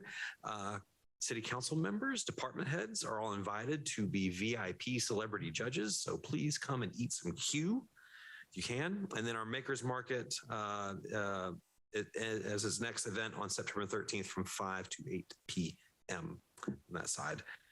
So those are the announcements or news from the Culture Community Development Department. Any questions? Any questions for Mr. Charles? All right, then we're going to roll along. We don't have a City Center Village update from Mr. Parker tonight. But actually, JR, any idea, do we have an open date on Sully's yet? I've gotten several people asking. 2 weeks. That's the rumor I heard. Are we keeping that under wraps for now? Should be pretty soon. I think they were hopeful they might open today, but it might be a couple more days yet. But I know they had some food rolling out today. Okay. Cool. We don't have any unfinished business because we like taking care of business here. So we're going to go ahead and move on to new business, pedestrian bridge lighting. Sir, you'll see in the packet that was delivered to you before the break, we have, let me get into my page here. Here we go. So we have kind of old, not old, but it was new to me whenever I came on board. Take me a while to digest it. We had a request from Hughes Development back in June of 2022. City Council approved $195,000 of funding for what they called Option B in the lighting scheme for the pedestrian bridge. When it was reported to you, that was an estimate. Since then, Terry Rowe with Hughes Investments got the firm number, and through some price adjustments and cost savings, they were able to get their costs down to, let's see, her number was $323,500. Then they saved some money, so really it was $313,500. So the total package is $204,000. Since you already approved $195,000, the difference between $195,000 and $204,000 is $9,000. What we're effectively asking you to do is amend your action from June of 2022 to increase your authorized allocation to $204,000, so a $9,000 increase for that. That will fund the lighting of the bridge. We've also had a little bit of conversation with Lawrence Electric. Lawrence Electric has found a path they can get through the Bridgeway property so they can electrify the bridge. And they've also asked them if they would build conduit so it will be electrified to the other side of the bridge, giving the potential that we can then do electrification of the Mauldin Trail, since we can't do it across Butler Road. So that is, what is it? Is that a super top secret? No. We're all business here, Ms. Vance. I hear you. So anyway, that's the report about Emory Electric and the request for you to amend your action to allocate $204,000 to the project based on the now firm estimate. Any questions for JR? Mr. Crayling. So this is an adjustment to the previous motion to take it to 204. It is not a. I don't want you to give me another 204,000. It is a change, right? So we want to state it as such. Let's see, authorize allocation $204,000. If you want to put in there, say, trying to be an attorney here, what would be the proper way to do that? Amend the previous allocation to add 9,000 blah, blah, blah dollars. Sounds good to me. Ms. Kuzner, anything? Oh, I'm good. JR, quick question. Sir. Because we allocated this money based on what we thought the numbers were going to be based on the information that we have. Any idea if they were off on the pricing on the white lights, would they have been off on the pricing of the colored lights as well? And if so, do we have an idea what that might look like for us to potentially revisit that? I do not have an answer to that question because I did not anticipate that question. Fair enough. No, acting on old authorizations. So unfortunately, I apologize. I can ask if you'd like to. Would you mind finding out and having that by the full council meeting? Yes, sir. And then if we move this item forward tonight, it could still be amended once we get it into full council if new information would necessitate that. I will say that the pricing adjustment did not come in the lighting. The pricing adjustment came in, if you look inside your packet, where Hughes Investments found their UIG contract was able to do coring for $10,000 versus, I think, $29,500. So they found a $19,500 savings in that one. So not necessarily to the lighting, just to the coring. Okay. But again, I can ask. Yeah. Well, if you would, let's just find out. Yes, sir. All right. Do we have a motion? I'm sorry, Mr. No, go ahead, Ms. Chair. Just a question, because this is only 9,000 more. So wasn't the colored lighting 50,000 more? Or it was substantially more based on the information that we have, but if pricing was off for one, could pricing have been off for another, and would we at least be wise to see what that looks like? Thank you.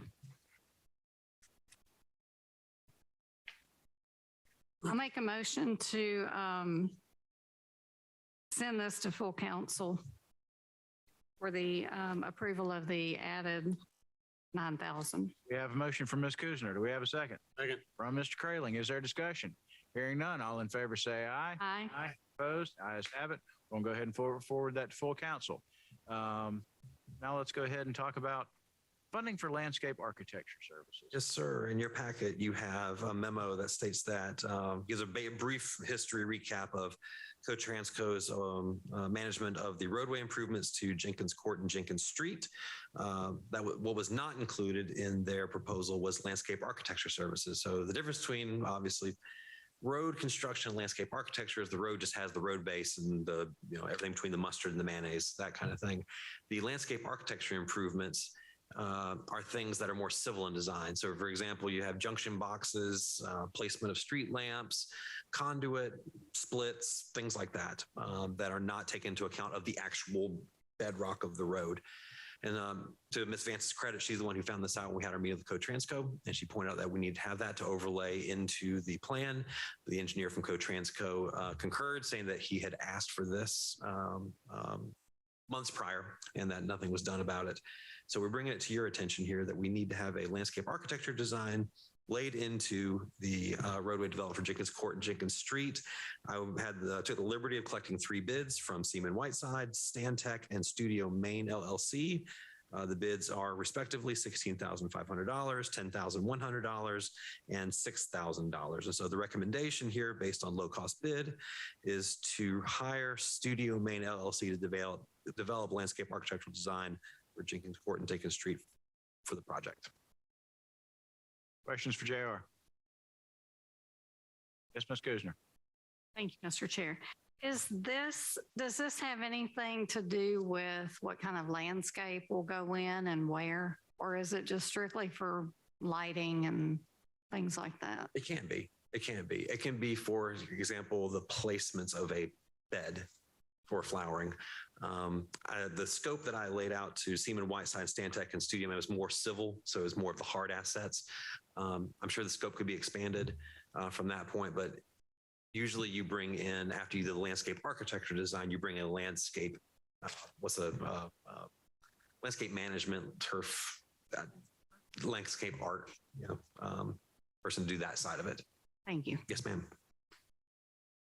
So this is to really prevent us from paving and putting in sidewalks and then having to rip them up when we put in new lines and junction boxes and what have you. A most astute observation, Mr. Chairman. Any other questions for Mr. Charles? One quick question, funding source on this. We do have a funding source. We've said that this will be paid out of the surplus that will be at the end of the year.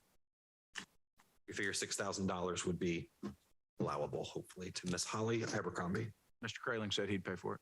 I did confirm with Holly. I did. Do we have a motion? Mr. Kraling. This time I'd like to make a motion for the full council, the authorization for allocating funds, contract with Studio Maine LLC, $6,000, not to exceed $6,000. We have a motion. Is there a second? There's a second from Ms. Kuzner. Is there discussion? Hearing none. All in favor say aye. Aye. Opposed? The ayes have it. We'll forward that full council. It brings us to our next opportunity for public comment. Do we have public comment? There's no public. Committee, do you have concerns? And what do I hear on adjournment? So moved. Second. All right, we are adjourned. Smoke them if you got them. Ms. Kuzner, I believe it says under the construction document,